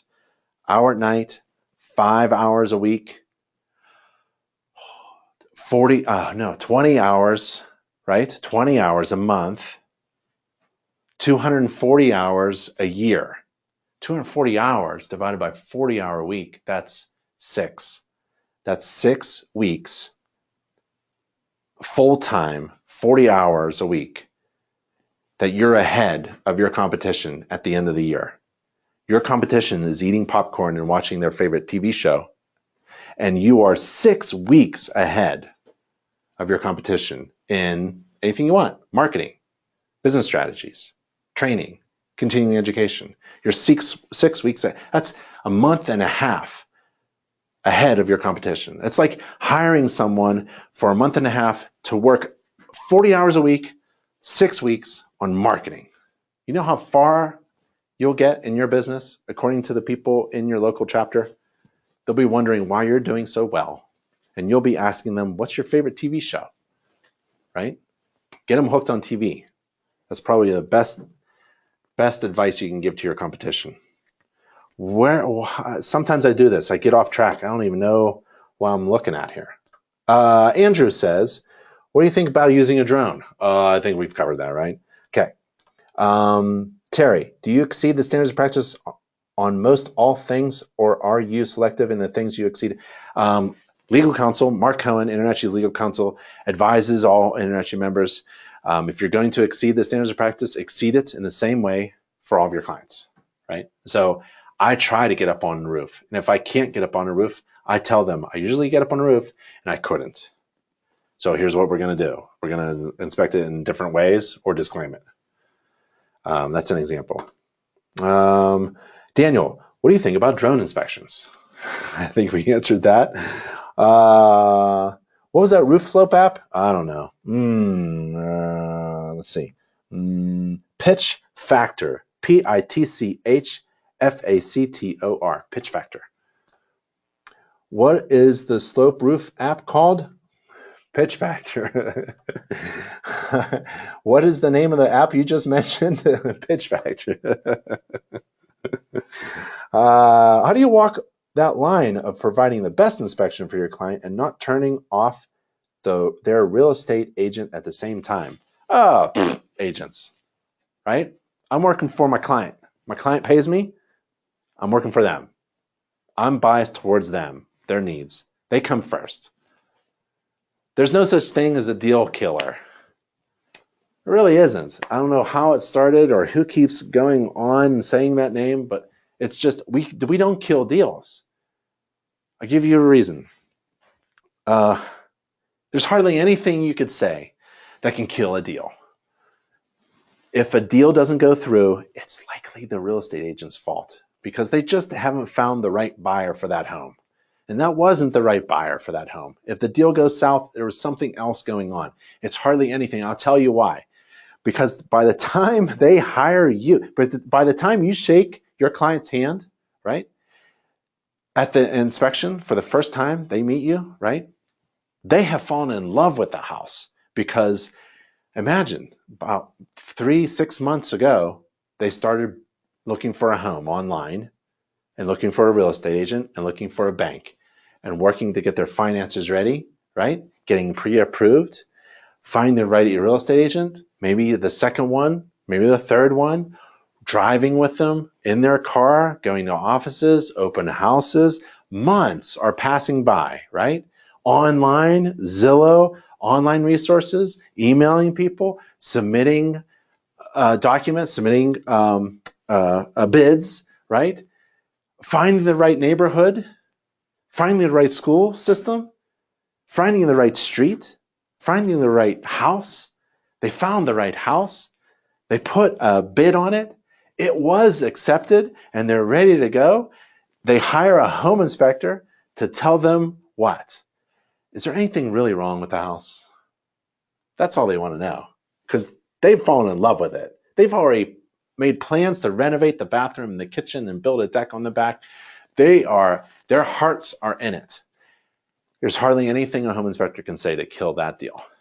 If the deal goes south, it's because of something else, And the real estate agent really has the burden of finding the right buyer for the right property. And that's really difficult.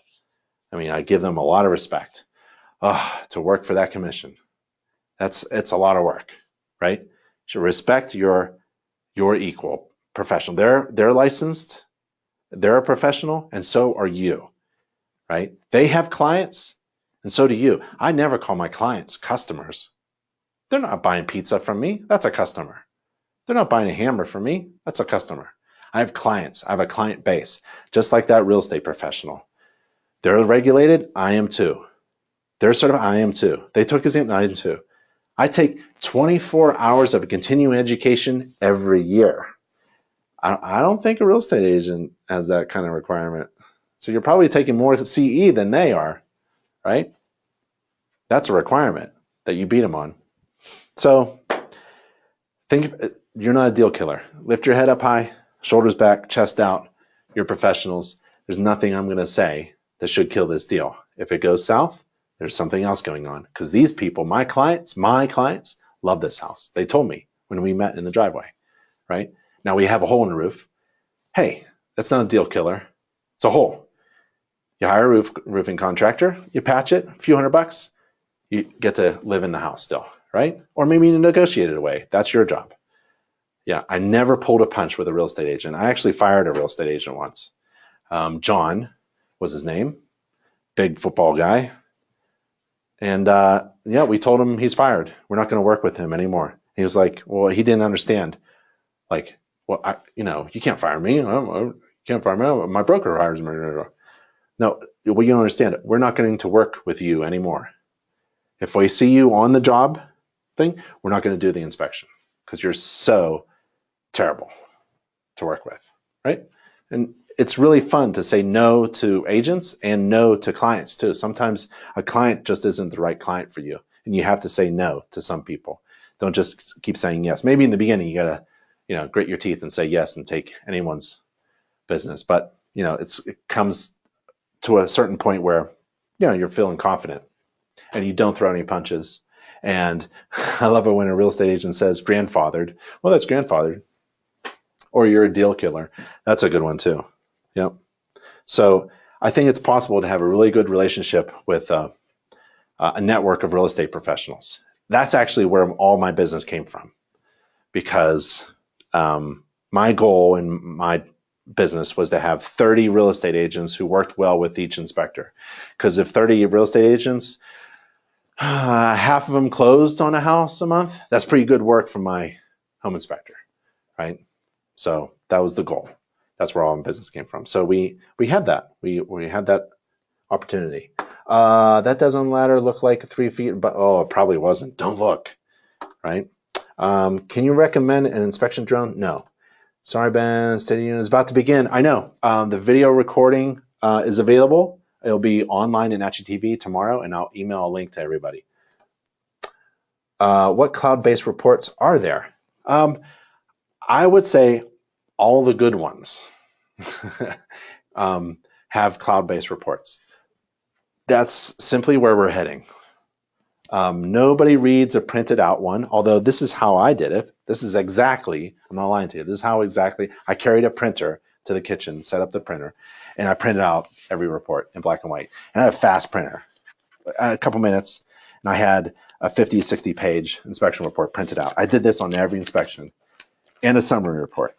And inside this binder, I put a home maintenance book. So this is a home maintenance book. This is InterNACHI's home maintenance book, which is now fully customizable for the same price. And then these pockets here, you can put your business card here and other rack cards and things like that, information in there. And I actually gave weight to my inspection report at the end of the report and at the end of the inspection. Nowadays, I'd probably do both. I'm pretty crazy. I would never buy this. I would never invest in this either. This is like, if you put this all together, it's about $5, $6, $7 in material costs. If you think about the ink, I would just raise the fee of my inspection report, by $10. Instead of $250, charge $260, right? Allow your clients to purchase their own printed report, bound just for them, right? For $10. If it cost me $8, they just bought their own binder and printing and my coffee for the day. In fact, same thing with the infrared camera. This cost me, an InterNACHI member can get this for a few $100s through Inspector Outlet, but I would raise my fee a few dollars so that my clients over the next year can pay for this. I'm not going to pay for that. I'm not going to add to my overhead. No. I'm not going to pay for the customized home maintenance book, $2.70 for every inspection. No, I'm going to raise my fee $5 and allow my clients to purchase their own home maintenance book and a cup of coffee and a latte for me, right? You have to think of value. Why would they do that? Because the value proposition I'm providing is worth the cost. And if the amount of value that you're providing is much greater than the cost, then it's a good decision for your client to hire you, right?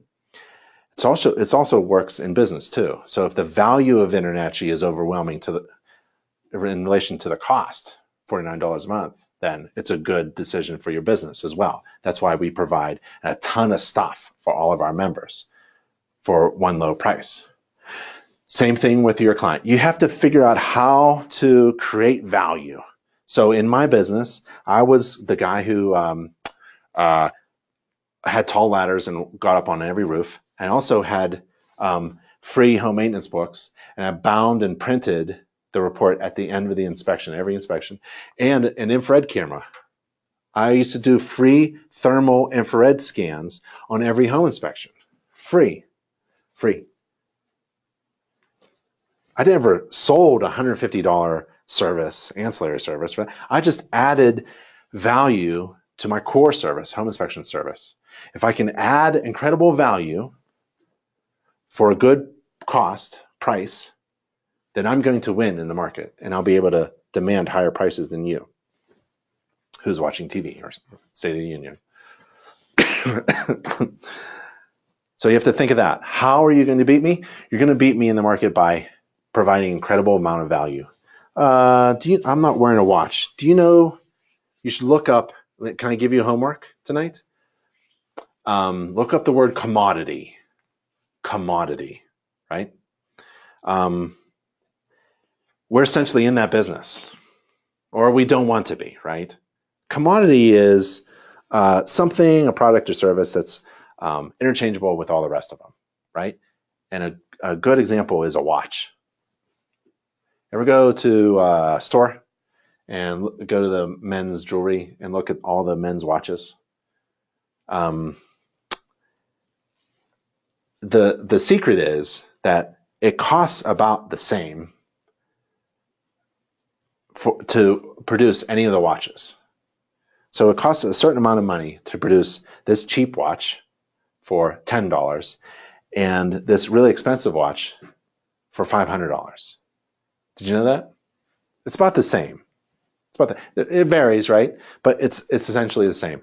Why can this manufacturer, producer, charge $500 and this one only $10? It's the value proposition. They both work the same way. They both tell the time. They both cost the same amount of money to produce. They both are on my wrist. They do the same. They're a commodity, but this one demands $500. Why? If you can figure that one out, you are going to be wealthy in life, in your business, right? Because the value of getting this is much more. It's why if I go to a Hertz rental, and there are many cars to rent, but I choose the one that's more expensive because I feel like it has features that would benefit me in some way. Maybe heated seats or something, or has that camera that goes backwards, right? When you go backwards. Something like that. The value proposition of getting that more expensive vehicle, that SUV, I'm willing to pay for that value proposition. All the rental cars are going to take me from point A to point B. All home inspectors are going to essentially do the same thing. They're going to inspect the roof according to the standards of practice and code of ethics. We're all going to do the same thing. How is it that one inspector can demand twice as much as the other inspector? Right? It's value. You have to convince the person paying you that you're worth it. And that takes marketing strategy. And that's why InterNACHI, I come back to InterNACHI, InterNACHI has a member marketing department. It's a marketing department not for InterNACHI, it's for members. So there's 7 full-time staff people. They're highly creative and professional in design and marketing for home inspectors, right? And they do everything from consultation advice, logo design, marketing design, websites, anything you have, and also strategies. How do you sell an ancillary service to make more money during an inspection, right? It's about, can I tell you one more story? Umbrellas and, I'll tell you the umbrella story later. There's a rainstorm. Never mind. I know what I want to tell you. Where's that book? Where's that book that tells the story? Oh, my brother's going to kill me. Where's his stack book? Darn it.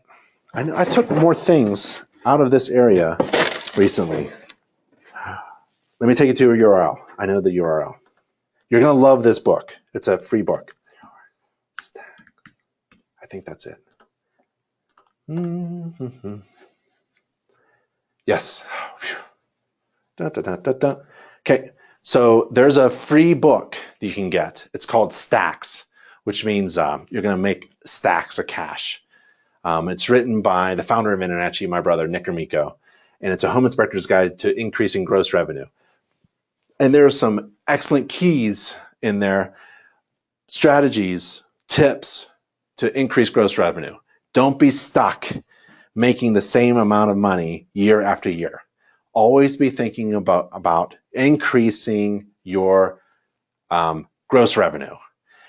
If you can do that, then you can also think about, at the same time, increasing your profit margin, which is that extra juicy stuff that makes you wealthy, right? So that's covered in this book. It's a nice guide, and also in the home inspection business course, and also the member marketing department can help you with that. And I've got ideas too, and we can talk about that later. Looking at the clock and looking at all the questions. Ricardo, on your inspection report, do you mention any repairs made to a flat roof? Yes. If I see a defect in any system or component, I'll put that picture in there. I might even point to something because I don't have time to draw arrows. And then I'll make a recommendation. And it's in red. All of my defect comments are in red, right? Red and bold. Because there's nothing I can say to kill a deal. So I might as well make it red so that it pops out. Defects are in red ink. That's just a personal thing that I do. Is it possible to see this PA inspection in its entirety? It'd be great to see how to describe all the defects. Yeah. We put all of the inspections online. This class is being video recorded, but the reports also are available as well. Can we see what the finished report looks like? Yes, I'll try to put the finished report online right along with the produced video recording of this class on NACHI TV. Does Spectora give discounts for members? Yes. Yes. Does Spectora? Yeah, you should go to just Spectora. I don't care what you do with what software you use. I don't care if you use Spectora or not. I'm just telling you, I'm just sharing what I'm doing right now. I learned HomeGauge, great software. I learned, works on PCs well. I learned Home Inspector Pro, great software. It works on iOS device, Apple devices and PCs and mobile devices. And Spectora is a good, it's the software I'm using right now, and I highly recommend it. Let's see. I'm looking through the questions. Is that okay? Handrail codes depend upon state and municipality. That's true. The International Residential Code, the IRC, is what InterNACHI training is based upon. But local codes trump national or international codes, pun intended.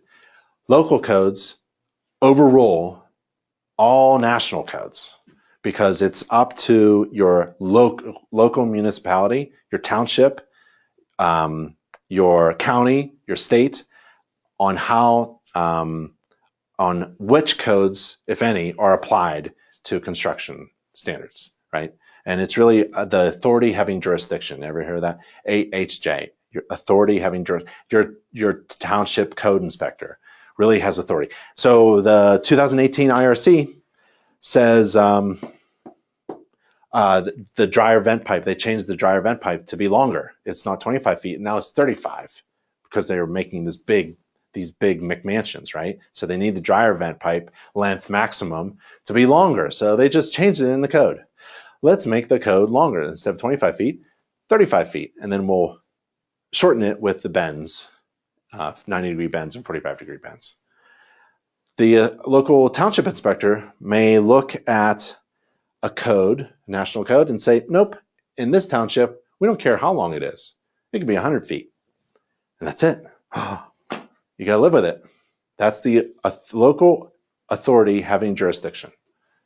So as a home inspector, but remember, as a home inspector, you're like a wild gun, right? You can say just about anything and make recommendations, right? You're regulated in some things, but hardly anything. I think Texas, you're not really allowed to quote code, right?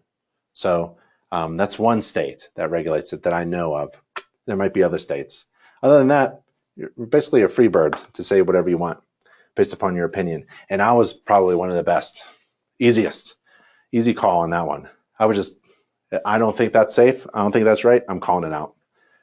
And people would get all upset like, oh, what's the code? I don't care what the code is. And the handrail is a really important part. Let's see. Skip that. Joshua asked, do you do radon testing yourself or sub it out? Nope. We had all of our home inspectors become, in Pennsylvania, it's a regulated thing to be a radon tester. So all of our inspectors, the goal was to do a home inspection, a radon test, and a termite. Home inspection, if you did 100% home inspections, 75% of them, they tended to be with a radon test, and 50% had a wood-destroying organism, and then it went down to like water quality and lead and things like that. So we wanted our inspections to be at least 3, essentially, inspections in one. A home inspection, a radon test, and a water WDO, termite inspection. Because that was about $600. And I wanted everyone to make $600 for every trip. So if you do 2 inspections, you're bringing home at least $1,000.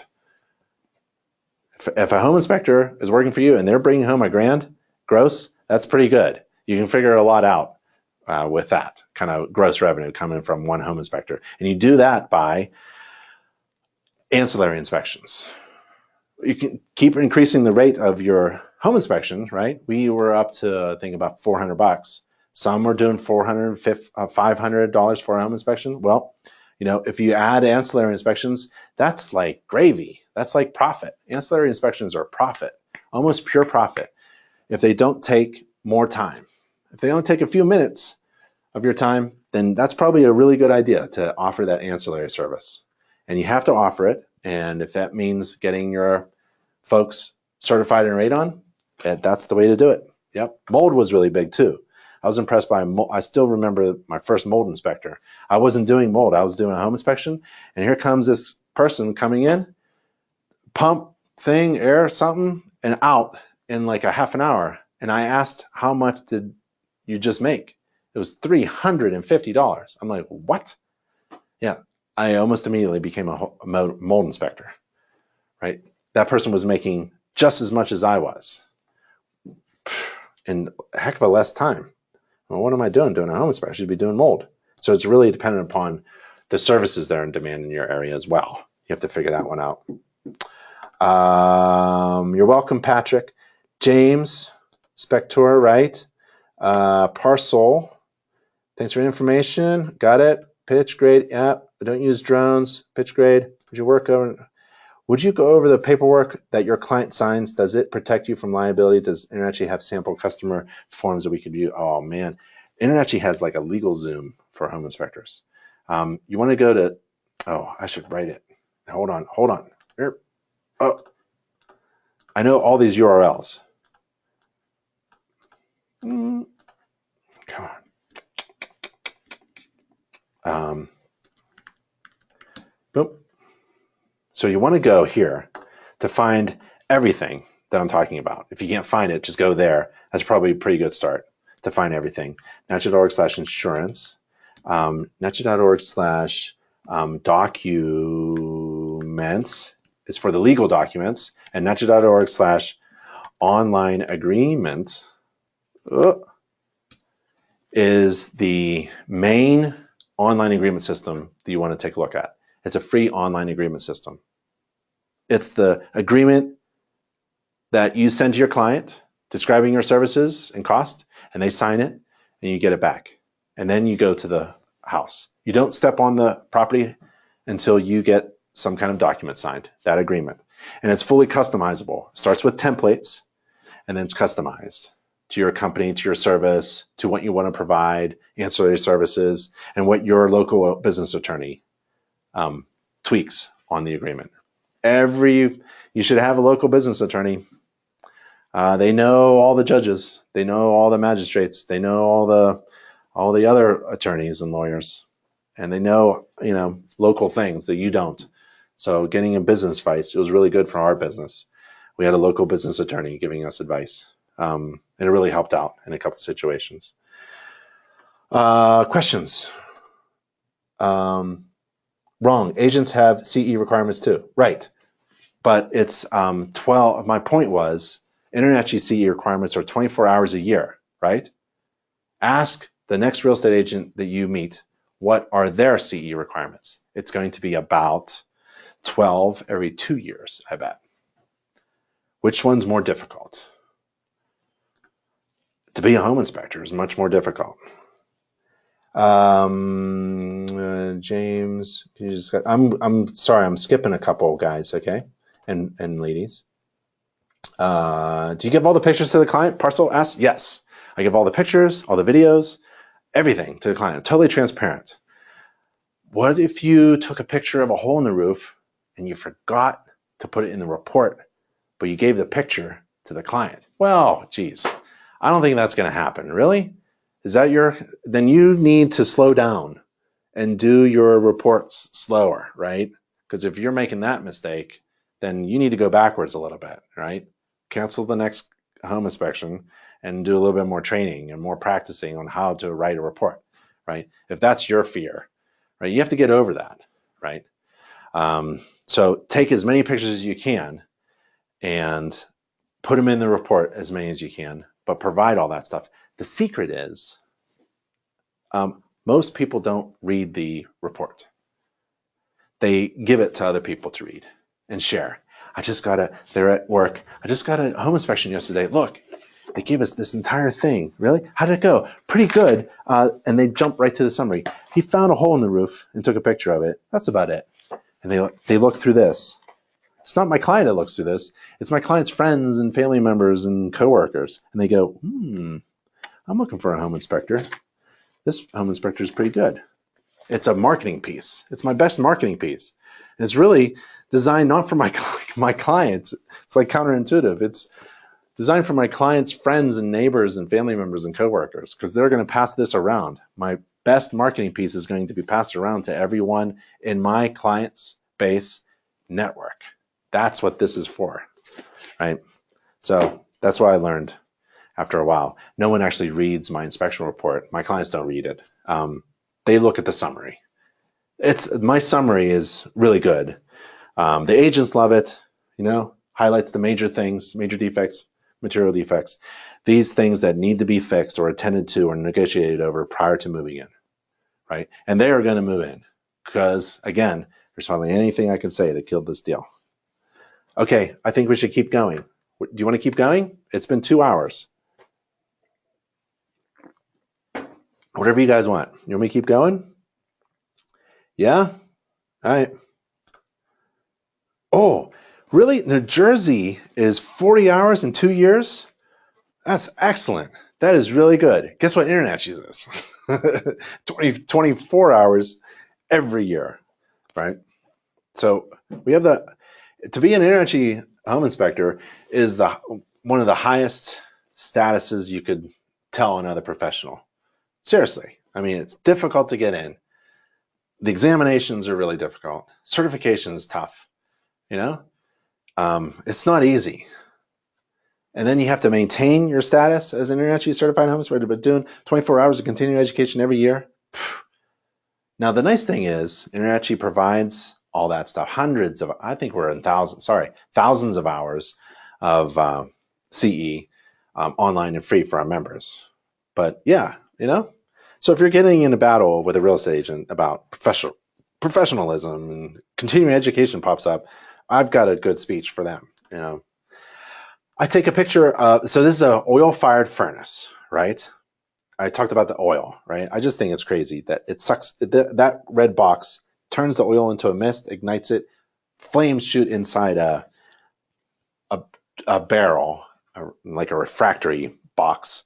It gets really hot, and air passes through it, and that's essentially the heat exchanger. And air passes around it and heats up the house, and hot air is blown around the house in the wintertime. There's no air conditioning on this unit. I take a picture of every manufacturing label. I've never actually used it. I can't remember the last time I looked up the size of an air conditioner in tonnage or something, divide by 12, or look at the serial number to actually find the week of the year that it was manufactured. But I had that information, and that information is sometimes applied in other areas, like there, right? So the installer just wrote down when the place was when the furnace was installed. Shut off switch. Oh, so I take a picture of the system, and then I take a picture of the components of the system, because that's how my inspection report checklist on my mobile device is set up. I describe the system, and then I describe each component of the system, and I don't make mistakes. I just go through the checklist. I check that, I check that, I check that, check that, check that, check. Okay, I'm done. Go to the next system, right? So I know this is right 8:30, 8:45. I'm going to be done in about 10 minutes with this furnace. If there are defects, I mean, this is a quick, you don't dwell over a furnace. I mean, it's basic components. You turn it on, turn it off, done. Shut off switch. Oh, burner. Whoop, whoop, whoop. Shut off switch. Thermostat control. Burner. Burner port. Valve. Humidifier that's unplugged, connected to that old thermostat upstairs. Connection. This is where all the exhaust gases go up into the chimney stack. So that's the flue connection pipe and a damper on the oil-fired burner for that category furnace. There's the air filter location. It's in the right direction. Disposable. Done. I'm on to the oil storage tank. I like kind of like an ancillary component of this system. And there's watermarks, and the watermarks are black. So I think it's actually oil with water carrying the oil across the concrete floor.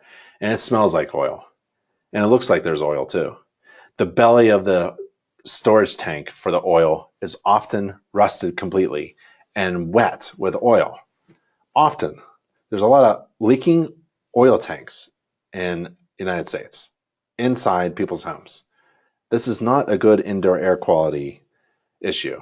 This is a bad one. A lot of homes are not healthy. So I like to tap on the metal legs to see if they're deteriorated, and often, in my experience, they were. And this tank is leaking. It's wet with oil, it's dripping, it's rusted, it's black on the outside. There shouldn't be no oil on the outside of an oil tank unless it's leaking somewhere, like a pinhole. Oil filter, just like on the car. Oil valve, so you can turn it off. Now I'm in the garage. That's it. A few minutes at the furnace. No big deal. Done. My client is with me. For some reason, I moved out of my comfort zone. I wanted to go to the hot water tank and the electrical panel and the structure. Now I'm in the garage. There must have been some reason. I can't remember, but I'm in the garage now. This garage door won't open. The spring coil, there's something wrong with it. Defect. Done. I don't have to thoroughly diagnose the problem. The door did not open. I think it's this. Defect. Further evaluation. The other door opened, but there's a 2x4 lying on the rail. That's no good. I think it's holding up the ceiling, which is a fire hazard. Shouldn't have combustible materials like this exposed in a garage. A lot of people work on their cars, battery sparks, boom, right? You need a firewall that separates the garage from the rest of the house, especially if there's living quarters attached to it. And the idea is to give the fire department about a half an hour to get to the garage and put out the fire before it moves through the building. So a lot of like insulation is just hanging exposed. We really need some drywall here. Big holes, so going right up through the ceiling.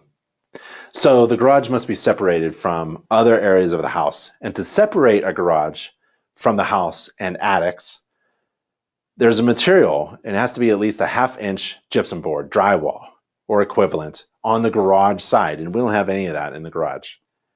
To separate the garage from habitable rooms above the garage, because fire goes up, has to be a little bit thicker, 5/8 inch. Type X gypsum board or equivalent. And for any structures supporting the floor or ceiling assemblies, the material should be at least a 1/2 inch thick, drywall or equivalent. And for a garage that's close to another house, you need gypsum board on those exterior walls. So I just take a lot of pictures and I put those defects in the report with a lot of pictures, a lot of videos.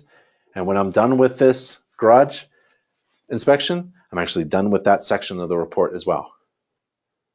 The door in between the garage, attached garage and living quarters, well, the doorway openings between the garage and the house must have solid wood doors, at least 1 3/8 inch thick, solid or honeycomb core steel doors, at least 1 3/8 inch thick, or 20-minute fire-rated doors equipped with self-closing or automatic closing devices.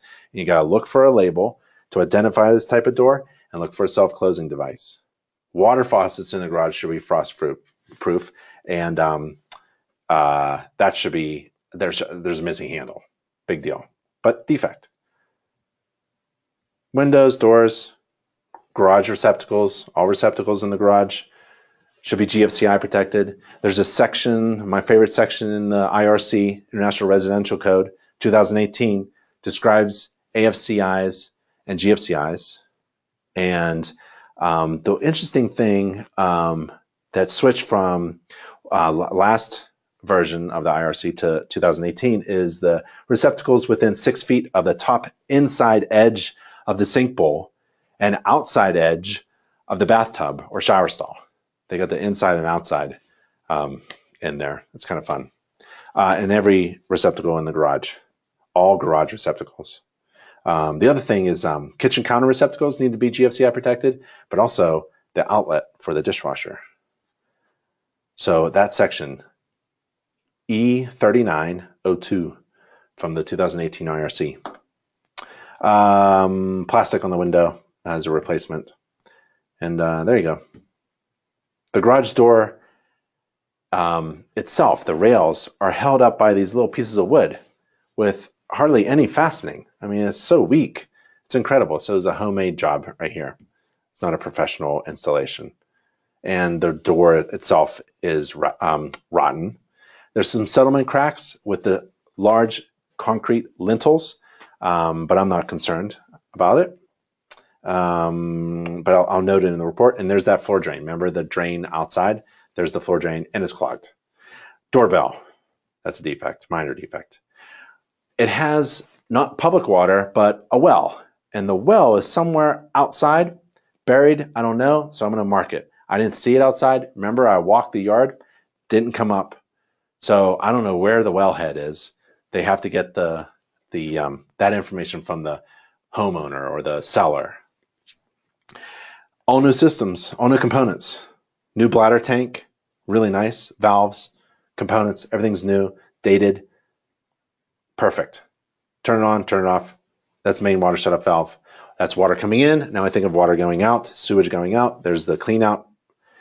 Cast iron. Cast iron is kind of fun to inspect because you never know. It tends to corrode from inside out. And so you look for pinholes on the outside and you get your screwdriver and stick it in there and try to crack the cast iron.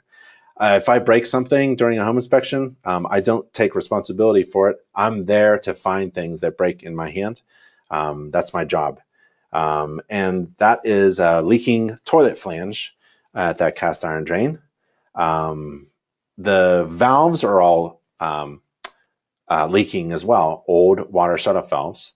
We have dissimilar drains pipe and a bad mechanical connection. Can't really glue black and white pipes together.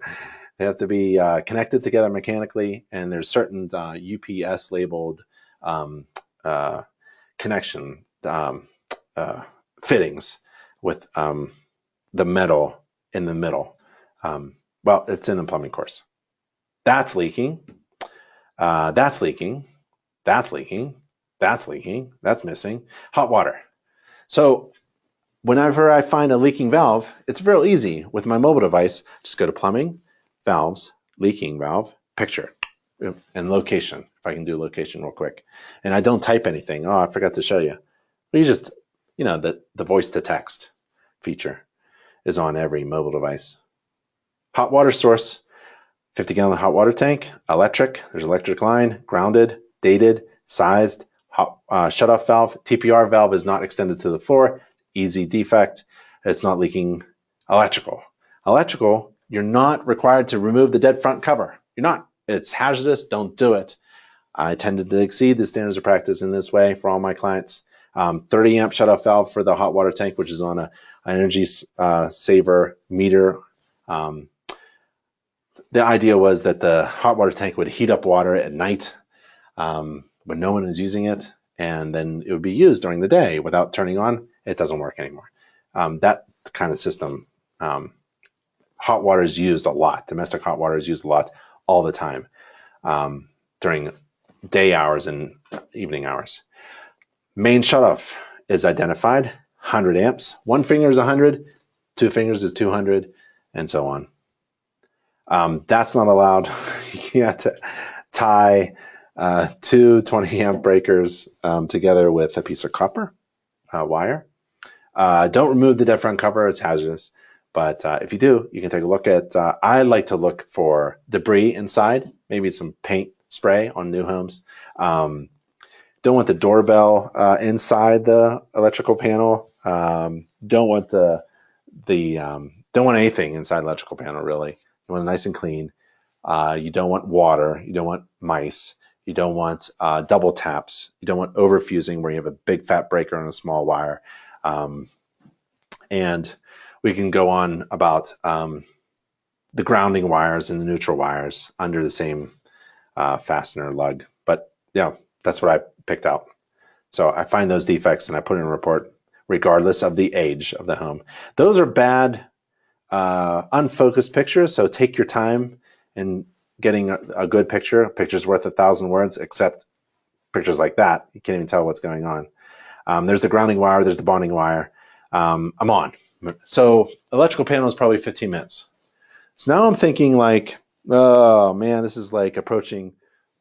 I started at 8 o'clock, 8:30, 8:45. I'm down at the heating system, remember the garage. And then like, I'm thinking, I'm at 9:30, right? I'm trying to get to the rest of the house. I'm at 9:30 right now. So remember the exterior doors? Yep. They open and close. No big deal. Structure. The concrete foundation wall was painted white. Whenever I see fresh white paint, I start to smile because I know that they're hiding something. And they were. They didn't even finish painting here. So you can get to see the paint. That's my, those are my tools. So the left side of the foundation wall, obviously, they should have painted it. But you can see that there's actually water streaks and mud streaks coming through at the bottom row of concrete blocks. That's awesome. A lot of those problems with water intrusion start on the outside. And remember, we didn't have any gutters on the top roof. So and the bottom gutter was filled with debris. So every rainstorm, just hundreds of gallons of water would dump right next to the foundation. So, and painting it isn't going to fix it. So they need to fix the water intrusion starting from the outside and then work your way in. Painting doesn't do anything. Doesn't fool a home inspector either. Those tools there, that's an extendable moisture meter. They don't make them anymore. So all I know is that they have moisture meters like this in the hand. And the red thing, they still make them. I just bought this. This is incredible. It's a gardening tool. And it's an extendable handle, gardening tool, with 3 tines, 1, 2, 3 tines. I heat up and straighten the one tine. The other one you can straighten a little bit and keep the other one hooked. And with those combinations, you can poke things, you can pull on things, you can move things, you can move insulation, you can hook things and move insulation, then put it back. You know, so it's really nice to have that reach. So, and then you put it away in your toolbox, your tool bag. Oh, this is my tool bag. You still make them with the pockets on the outside, pockets on the inside, nice shoulder strap, and this is the right dimension for me because I can stick just about anything in there. And I Velcro strap on the outside, that, or you can put it in like that, and yeah, that's a good size for. So this is an InterNACHI branded tool bag. If you're interested, if you want a nice blue InterNACHI tool bag. Not sure how much it is. It's worth it though if you don't have one. Got to keep your tools with you. Where are we? Water coming in, painting. There's no laundry tub. They removed the laundry tub. I don't know why.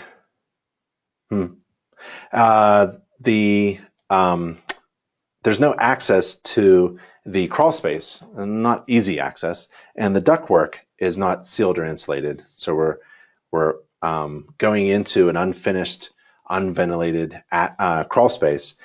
Ideally, all the ductwork would be sealed and insulated. I take a picture of the floor joists, looking for that, signs of prior water leaks from the kitchen above.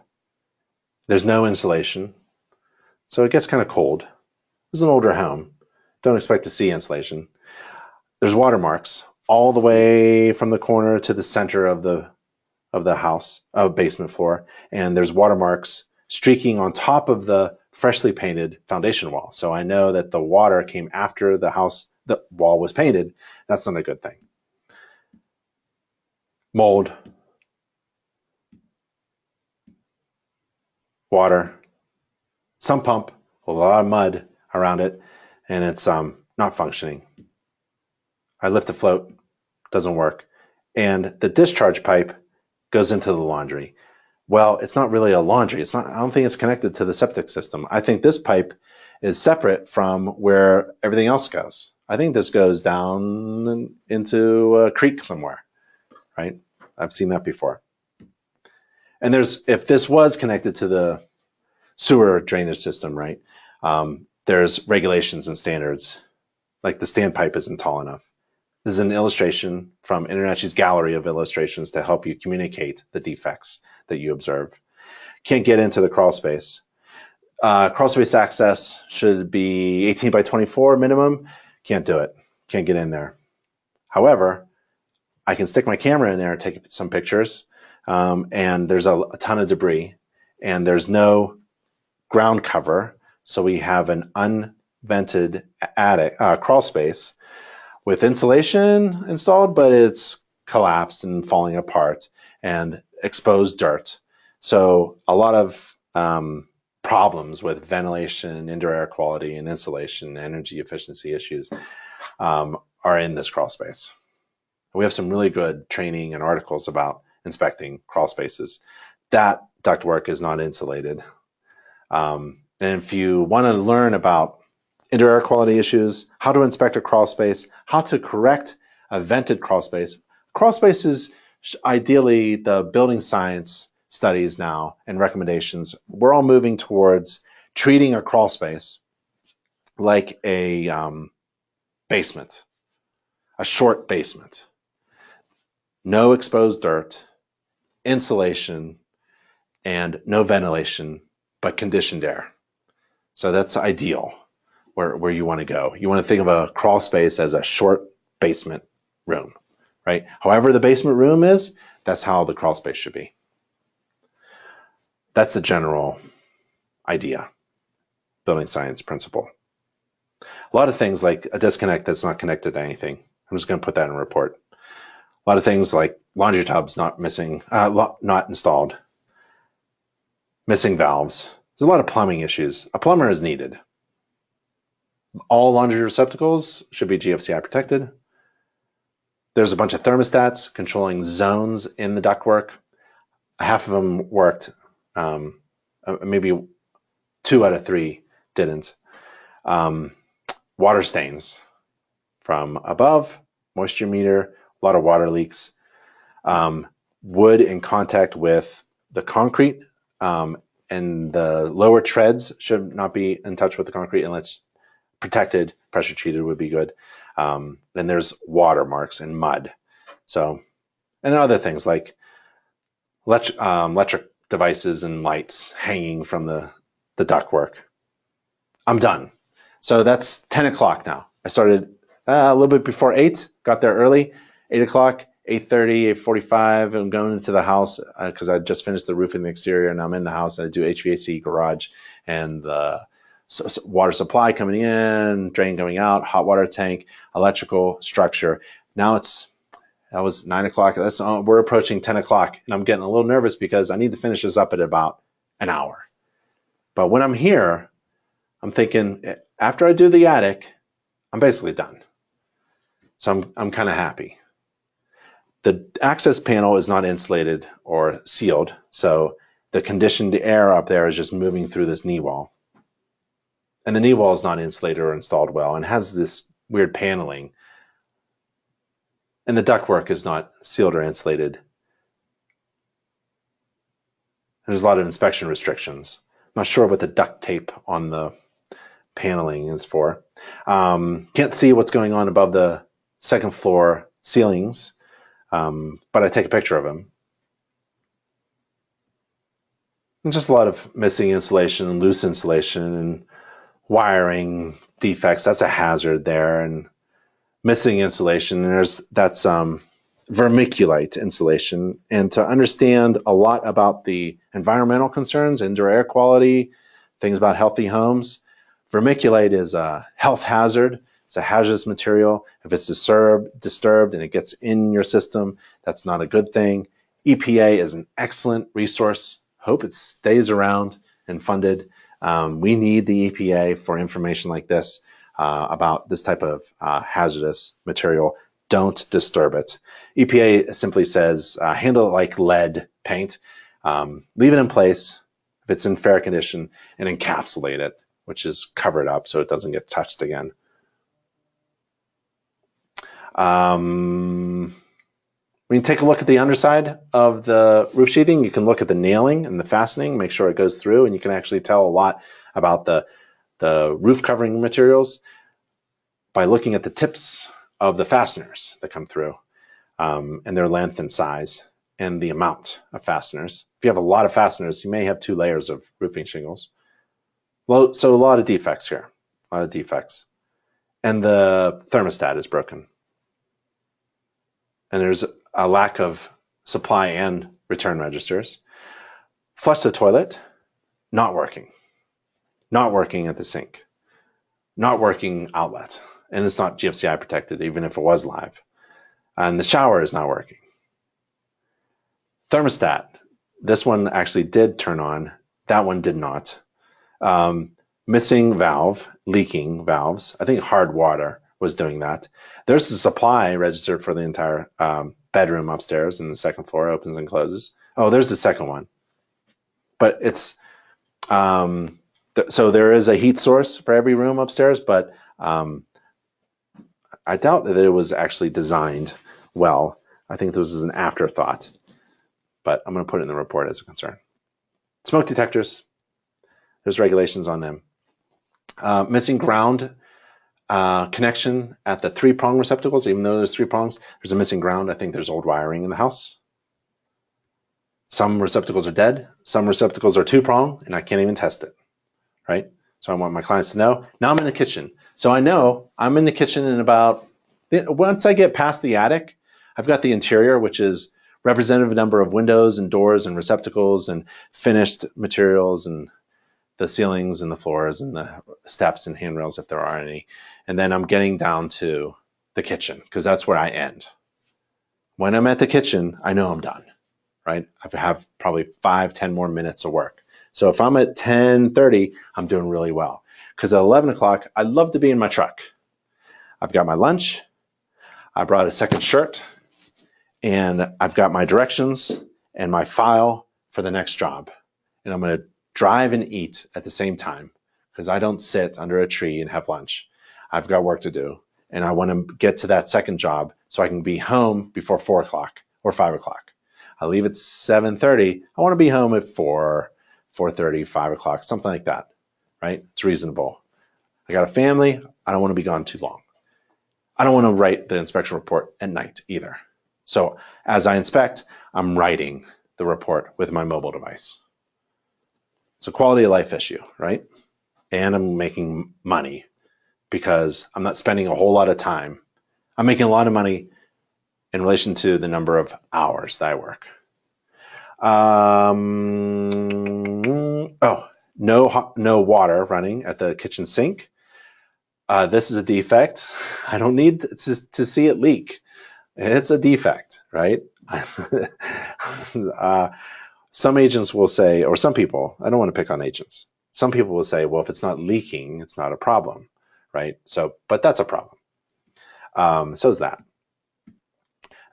Disconnected water line. So we have problems. And the stairs from the second floor attic, I forgot. I ran upstairs to do something to check the bathroom fixtures upstairs to see if they were connected or at the plumbing, because it's kind of like the kitchen sink. And there's no handrail at the stairs. That's a defect. That's my bag. See my bag, my tool bag, and the things hanging out. I do the first floor receptacles, smoke detectors, windows, doors, floors, bathroom, running water. The shower doesn't turn on well, missing ground fault, broken tile, tub works, shower doesn't, open up the tub panel, access panel. The water is turned off. So in that closet of the first floor bathroom are the shutoff valves for the second floor. Home inspectors are not required to turn on valves. If they want running water upstairs, someone else has to turn on those valves. Because as soon as I turn on that valve and turn on the water supply to the second floor, something nasty is going to happen. And I'm going to be responsible. And it'd be a lot of fun. It'd be really funny if I can't turn off the water, right? I turned it on and I can't turn it off. I don't know why. Those are nice ball valves. But things happen. These are off. If somebody wants it on, same thing with electricity. If a breaker's off, I'm not turning it on, right? It's a visual only inspection. It's like moving through the house with both hands behind your back. I don't move anything. I don't lift carpet. I don't move anything. It's just a visual inspection, right? If I have a tool, I'll use my hand for a tool, flashlight. Yeah. Plumbing problems. I don't like dissimilar materials mechanically fastened with a non-approved mechanical fastener, and that is an improper fitting. Same there. Got the shower to turn on, sink, flushing the toilet, great. Just moving through the interior, missing element at the electric stove. Electric stove and oven are very old. Missing GFCI protection at the kitchen counter receptacles, and cracked tile on the floor, a lot of damage, and that's the end of the inspection. And I print the report.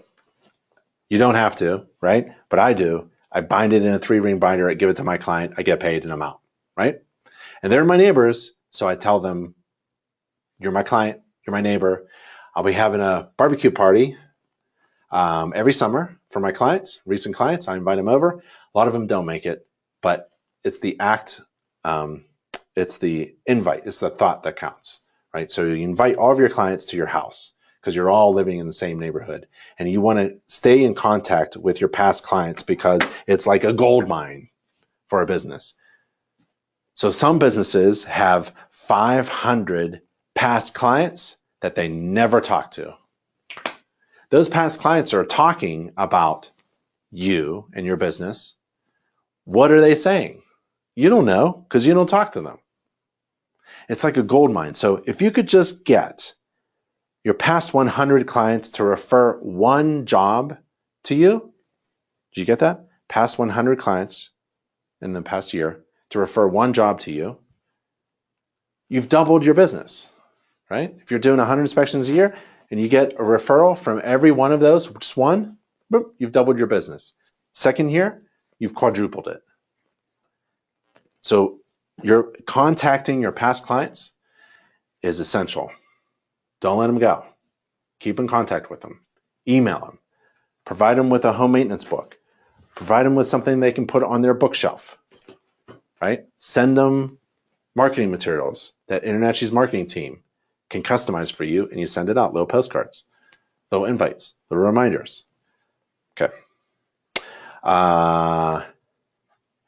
Let's see. Any questions? Yes, keep going. We're going. Keep going. Can you point us in a direction of emissions? Yep. Someone wants to know where to get insurance. We talked about that already, but I'll put it up again. Insurance. Boop. Gypsum board is drywall, although SOP states you have to remove the dead front cover. Shouldn't we still learn how to do this safely, provide thorough inspection? Right. That's really up to you on whether you should exceed the standards of practice where you want to, right? So it's really your call. You're not required to remove the dead front cover according to the standards of practice. So you can't be worried about that. Someone can criticize you, but you can always refer to the standards that says you're not required to do that. IR camera works excellent in DB boards to ID hot connections. I don't know what that means, but I love infrared cameras. Stan. Yes. Looking for scorching in the panel. Yes, Daniel. Looking for scorching. Yes, it always helps to insulate. Yep. All right. So that's it, folks. Did you have fun? That was the class. Thank you for coming to class. Thank you for asking so many questions. You guys are awesome. Go to NACHI TV for the next class. If you'd like to join us for the live class, I'll be here with another 250 students probably. You can join the discussion or just register so that you can get a link to the video recording and watch it later. And if you want to contact me or anyone on staff, they all work for you, essentially. You know, there's 30 people, full-time staff, working at InterNACHI, and they're essentially just providing services for our members all day long. So feel free to contact us. We're all on the contact page. All of our pictures are there too. So go to nachi.org/contact. All right, I hope you had a lot of fun. I hope you learned something, and I'll see you next time in class. My name is Ben Gromyko from InterNACHI. See you in class. Bye, everybody.